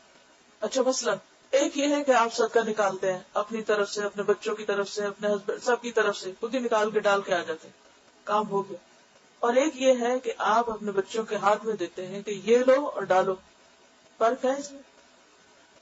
کیا فرق ہے؟ جی آپ اس کی تربیت بھی کر رہے ہیں، اس کے ہاتھ سے دلوا رہے ہیں، اس کو بھی دینا آ رہا ہے. اور پھر یہ ہے کہ وہ بات صرف اس تک نہیں رہے گی، وہ بچہ جب بڑا ہوگا تو اسی پریکٹس کو پھر آگے فالو کرے گا، وہ خود بھی کرے گا اور آگے سے بھی کروائے گا. اسلام ایک ایسی فضا معاشرے کے اندر قائم کرنا چاہتا ہے، لوگوں کے درمیان ایسے تعلقات کو ڈیولپ کرنا چاہتا ہے کہ جس میں ہر ایک کے اندر دوسرے کا درد ہو، دوسرے کی ضرورت کا احساس ہو، وہ دوسروں سے بے خبر ہو کے نہ جیے. تو قرآن میں بھی اس پر ابھارا گیا اور نبی صلی اللہ علیہ وسلم کا طرز عمل بھی یہی ملتا ہے. ایک اور حدیث میں بھی آتا ہے اشفعوا تؤجروا، سفارش کیا کرو تمہیں اجر دیا جائے گا، تم کو بھی حصہ مل جائے گا. یعنی ایک تو یہ کہ آپ ایک عمومی ہمدردی کی فضا قائم کرنا چاہتے تھے، اور دوسرا یہ کہ صحابہ کو اجر میں بھی شریک کرنا چاہتے تھے. آپ دیکھیں کہ جیسے ایک اور حدیث میں آتا ہے کہ مسلمان ایک جسم کی طرح، ایک حصے کو تکلیف ہوتی تو باقیوں کو بھی ہوتی. اگر کوئی ایک ضرورت مند ہے تو دوسرے کو بھی اس کی ضرورت کا احساس ہونا چاہیے. آپ تھوڑی دیر کے لیے امیجن کریں کہ نبی صلی اللہ علیہ وسلم صحابہ کرام کے لیے کتنے حریص ہیں. ان کو صرف ان کی دنیاوی ضروریات نہیں پوری کر رہے بلکہ ان کی آخرت کے لیے انہیں نیکی کرنے کا موقع دے رہے ہیں۔ ایک تو یہ ہے نا کہ ایک مدد کسی کی کیا ہوتی ہے کہ آپ اس کی دنیاوی ضرورت پوری کر دیں، اور اس سے آگے بڑھ کر نیکی کیا ہے کہ آپ دوسرے کو نیکی کے کام میں شریک کریں، صرف دوسرے کی دنیا نہیں اس کی آخرت کی بھی فکر کریں کہ اچھا تم بھی کر لو۔ بعض اوقات ایسا ہوتا ہے نا کہ اگر ہمیں کوئی کام پتا ہے تو ہم کیا سوچتے ہیں، چلو ہم کر لیتے ہیں، ہمیں ثواب مل جائے گا، اور اس کے بعد اس سے آگے نہیں سوچتے کہ کسی اور تک بھی اس کو لے جائیں، اسے بھی ثواب مل جائے۔ کبھی ایسا ہوتا ہے کہ آپ خود اٹھ کے تہجد پڑھ رہے ہیں اور آپ کو خیال آئے کہ آپ جو باقی سو رہے ہیں ان کو بھی ذرا جگا دیں۔ مشکل ہے نا، بالکل پین نہیں اٹھانا چاہتے، بالکل درست کہا۔ خود کرنا آسان ہوتا ہے، کوئی نیکی کا موقع آیا خود ہی کر لیا، دوسروں کو نہیں بتایا۔ کبھی تو یہ ڈر ہوتا ہے پتہ نہیں کو مانے گا کہ نہیں، کبھی ہوتا ہے وہ ناراض ہی نہ ہو جائے، کبھی یہ ہوتا ہے کہ وہ ہمارا وقت ضائع ہوتا ہے، ہمارا ٹائم نکل جائے گا خود ہی، کیونکہ کسی کو مائل کرنا اور کسی کروانے میں ایک مشقت لگتی ہے نا، مشکل ہوتی ہے کہ نہیں۔ اب مثلاً اگر آپ کسی اپنی دوست کو یہاں لانا چاہیں تو سب سے پہلے تو آپ کو فون کرنا ہوگا، اور کون فون کرے؟ اچھا فون کیا وہ ملی نہیں، چھوڑو پڑے، اس کی قسمت میں نہیں، پہلے سے فیصلہ کر لیا، دوسری دفعہ نہیں فون کیا۔ پھر یہ ہے کہ اچھا دوسری دفعہ بھی کیا، اس نے تھوڑا سا ہاں نہ کی، پھر کہا نہیں وہ نہیں ماننے والے، پھر چھوڑ دیا۔ لیکن اگر آپ باقی حریص ہوں گے نا کسی کی آخرت کی تو آپ چھوڑیں گے نہیں اس کو، آپ اسے منزل تک پہنچا کے دام لیں گے۔ یہ ہے اصل خیر خواہی، یہ ہے اصل بھلائی کسی کی۔ بعض اوقات یہ بھلائی ہم اپنے بچوں کے ساتھ بھی نہیں کرتے، اچھا اٹھو تم کچھ کرو، ان کی دنیا کی ضرور فکر کرتے، آخرت کی نہیں کرتے۔ نبی صلی اللہ علیہ وسلم مومنوں کے لیے ان کے والدین سے بھی زیادہ ان کے خیر خواہ تھے۔ حریصاً علیکم، قرآن پاک میں نبی صلی اللہ علیہ وسلم کی صفت بتائی گئی کہ ان کے اوپر بہت بھاری گزرتا ہے تمہارا مشقت میں پڑنا، وہ مومنوں پر شفیق ہے، مہربان ہے۔ سورۃ یاسین میں آتا ہے کہ اللہ تعالیٰ نے ایک بستی میں پیغمبر بھیجے اور لوگ نہیں مانے تو خبر بستی کے باہر بھی پھیلی، دور دراز سے ایک شخص دوڑتا ہوا آیا، ایمان لے آیا، اور اس نے آ کر کہا کہ اے میری قوم، پیغمبروں کی بات مان لو جو تم سے کوئی اجر نہیں مانگتے اور وہ ہدایت پر ہے۔ اس بات پر اسے قتل کر دیا گیا کہ تم کون ہوتے ہو ہمیں بھی نصیحت کرنے والے، تم بھی ساتھ مل گئے۔ اور نتیجہ اس کا کیا نکلا؟ قیل ادخلوا الجنہ، اسی وقت جنت میں داخل کر دیا گیا۔ بعض اوقات کسی کی خیر خواہی کرنے، کسی کو نیکی کا راستہ دکھانے میں بہت مشکل ہوتی ہے، اور عموماً ہم اس مشکل سے بچنے کے لیے پھر آگے نہیں بڑھتے۔ اصل چیز ہے کوشش دیکھی جائے گی۔ کبھی ہم انسلٹ کی وجہ سے ڈرتے ہیں، سفارش فورس نہیں ہوتی۔ جب کسی کی سفارش کرتے ہیں یا کسی کو موٹیویٹ کرتے ہیں تو اس کا سٹائل کیا ہوتا ہے، انداز کیا ہوتا ہے، خوشامد کا ہوتا ہے نا۔ مثلا آپ کے بچوں میں سے اگر بڑا بچہ چھوٹے بچے کی بات نہیں مان رہا، اس کی کوئی ہیلپ نہیں کر رہا، بعض کہتا ہے کہ چھوٹا بچہ آ کے کہتا ہے بھیا سے کہیے کہ میرا یہ کام کر دے یا مجھے مدد کر دے، تو بھیا نہیں سن رہے چھوٹے کی بات، تو پھر آپ کیا کرتے ہیں؟ بھیا کو کیسے کہتے ہیں کہ کیا کرو، خوشامد کرتے ہیں نا۔ تو جو سفارش ہوتی ہے اس کے اندر بہت ایک خوشامد والا اور پیار کا انداز ہوتا ہے، تو اس سے پھر وہ بھیا بات سن لیتے ہیں تو آپ کو ثواب مل جاتا ہے کمزور کی مدد کروانے کا۔ تو بنیادی طور پر سفارش کے پیچھے جو کانسیپٹ ہے وہ یہ بھی ہے کہ کمزور کی مدد کی جائے، ضرورت مند کی بھی اور کمزور کی، کیونکہ شفا کا لفظی معنی ہوتا ہے، شین فا عین کا لفظی معنی ہوتا ہے ملانا اور جوڑنا۔ کسی کمزور اور طالب حق کے ساتھ اپنی قوت ملا کر اس کو قوی کرنا، جو کمزور اپنا کام خود نہیں کر سکتا اس کے ساتھ ایسی قوت فراہم کرنا کہ وہ اپنے کام کے قابل ہو جائے، وہ کچھ کر پائے۔ لیکن یاد رکھیے سفارش پر معاوضہ حرام۔ سبحانک اللہم و بحمدک، نشہد ان لا الہ الا انت، نستغفرک و نتوب الیک۔ السلام علیکم و رحمۃ اللہ وبرکاتہ۔